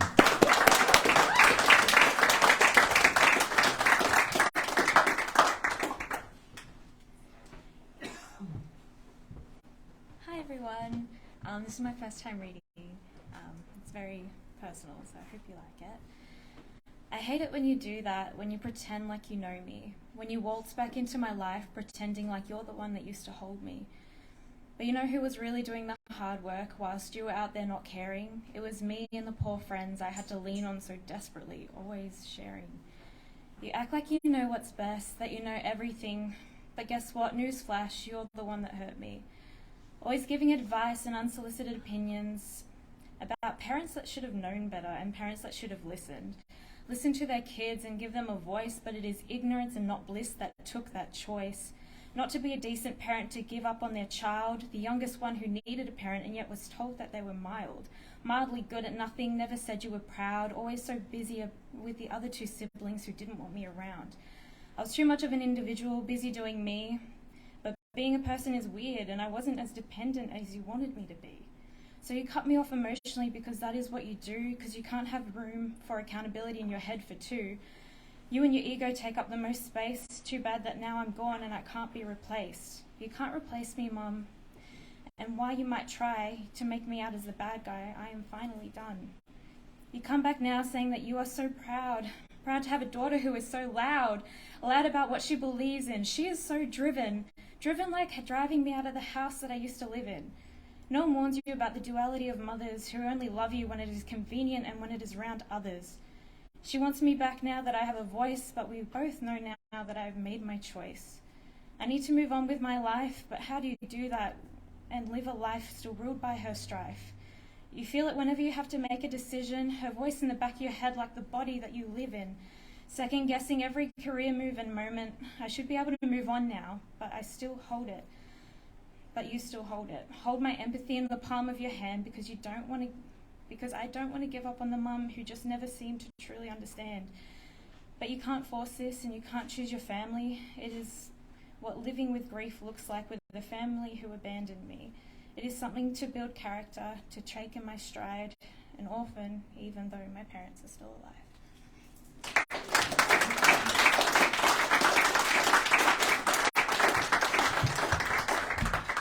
Thank you, Sha. I'm sure there's a lot of children here who, we're all children of someone, who empathise with that, and then I'm also sure there's a lot of mothers who want to kill you now. It's the cycle of life. Last people I am calling up for the night, Lynn and Joe, to sing a song. So Vaughan, Joe and Lynn. So everyone, please welcome Lynn and Joe.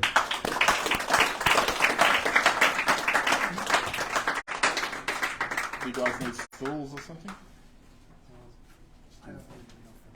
Sorry? Thanks, Les. No, I'm cool. Thank you.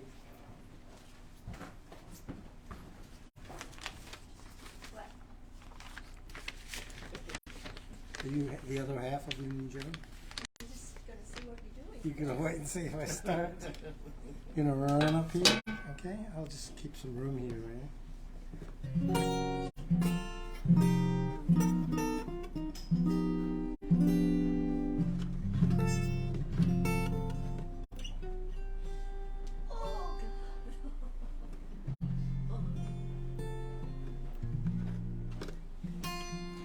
Okay, well, first one we'll do is the song version of the Villanelle that I read before. Yeah, you hearing this?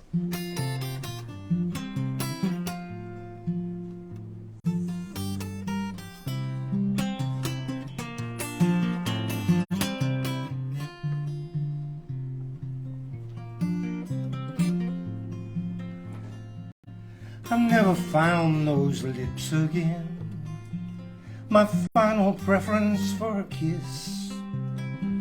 I never thought that I could bend.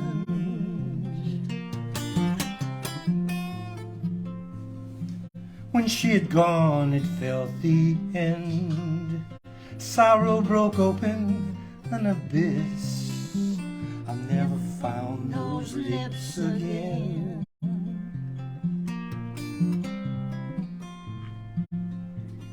Kind words from a few mutual friends who didn't vanish into mist. I never thought that I could bend.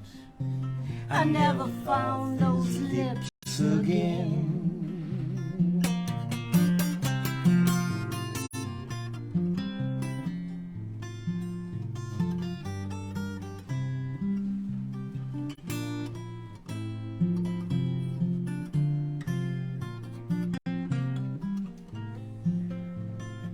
Some lovers with their soft pretend, their touch somehow a miss. Never found those lips again. I never found those lips again. I never found those lips again.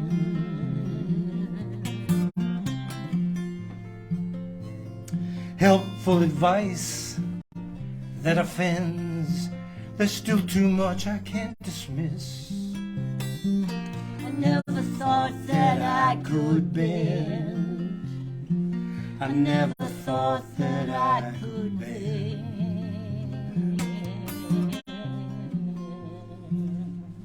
and almost heal, but never mend the unannounced recall of bliss. I never found those lips again. I never thought that I could be. I never found those lips again. I never thought that I could be.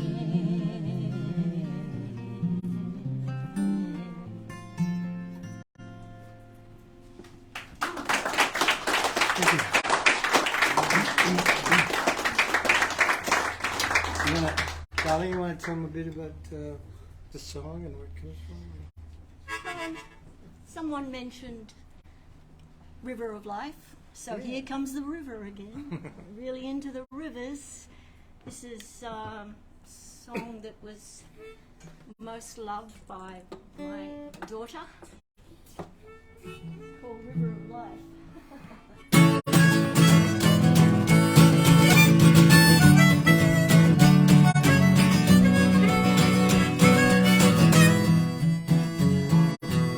Was born in a middle-class town. She could have gone up and she could have gone down, but she just went around and round on a downward spiral. One morning so fairy like saw the way the moon could shine, tied on down the wayward line, southwards of the wine.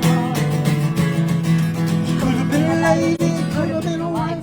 She fell into the river of life, swimming in a pool of trouble and strife. She really loved the danger. Now the river of life flows and flows down by the banks where the brambles grow, swimming around in trouble and strife. Way down low in the river lies. Now the hills of thorns and valleys of scorn, traveling like she was gypsy born, traveling on through weather and storm without a thought for danger. She was young and looking for fun, thinking out things she had never done, so lost in sweet oblivion. She welcomed him, the stranger, but the stranger, he was a wanton rake. He took all her money and he called her a fake, and he rolled her around like an old earthquake and left her there for plunder. Now a heart gone mad might never be found, but rolled in the earth and rolled around, but she was always on the rebound, and she never would go under. Could have been a lady, could have been a wife. She fell into the river of life, swimming in a pool of trouble and strife. She really loved the danger. Now the river of life, it flows and flows down by the banks where the brambles grow, swimming around in trouble and strife. Way down low in the river of life.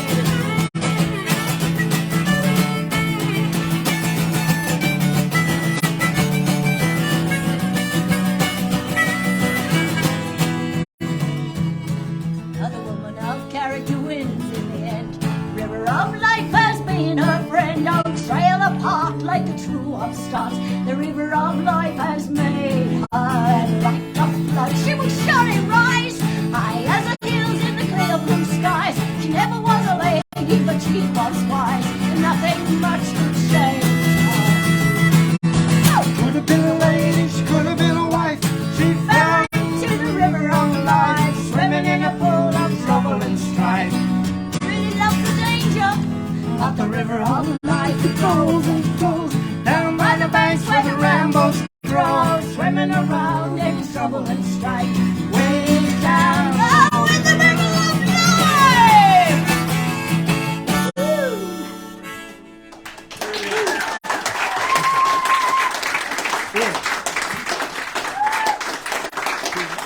Thank you very much. Thank you.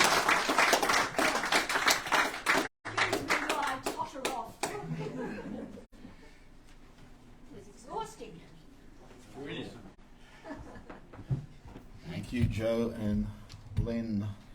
Don't forget Joe's launch of his anthology at the Noisy Cafe, Len's opening of a new exhibition.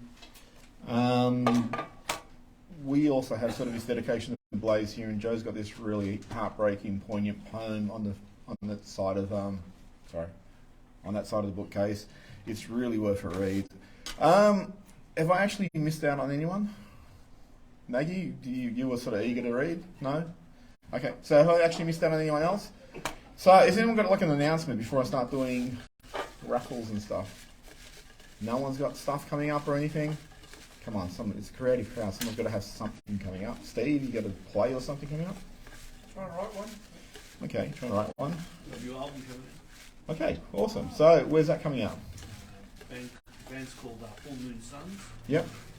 And hopefully in the next month. Okay, cool. So the link's on social media. That's about all. So is there something they should look for particularly?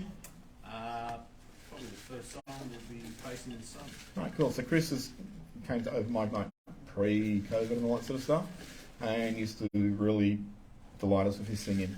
Been a musician for what, about 40 years? Yep. He's also a Collingwood supporter, which is why he has the white hair. Or lack of. Lack of. Something I suffer from also. So, for the raffle, by the way, if you look at all the monkeys around the place, they've all slightly got different expressions because they're all hand sewn. So it's worth studying their faces. They've got a lot of character.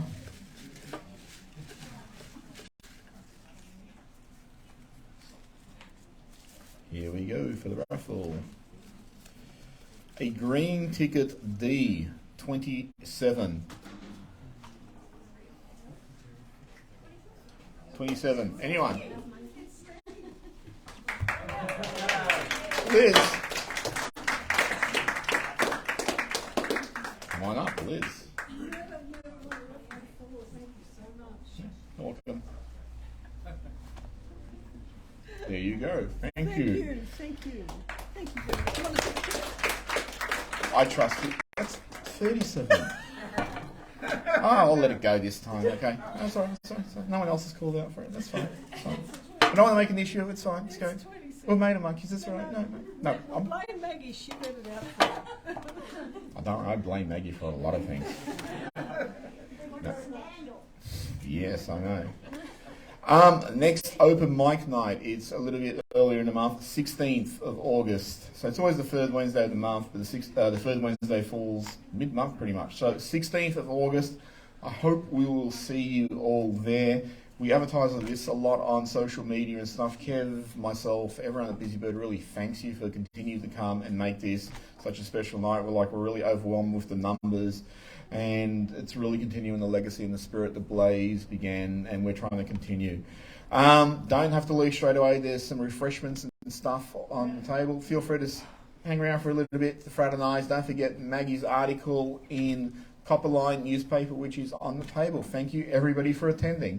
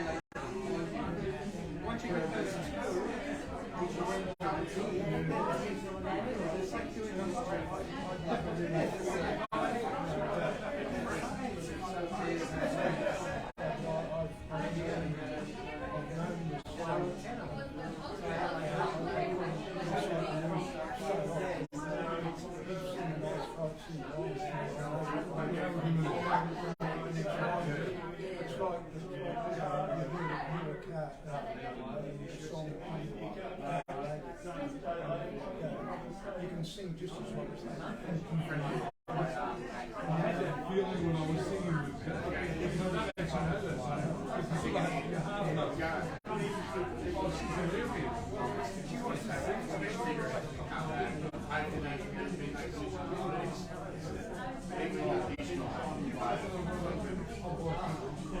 Is it true?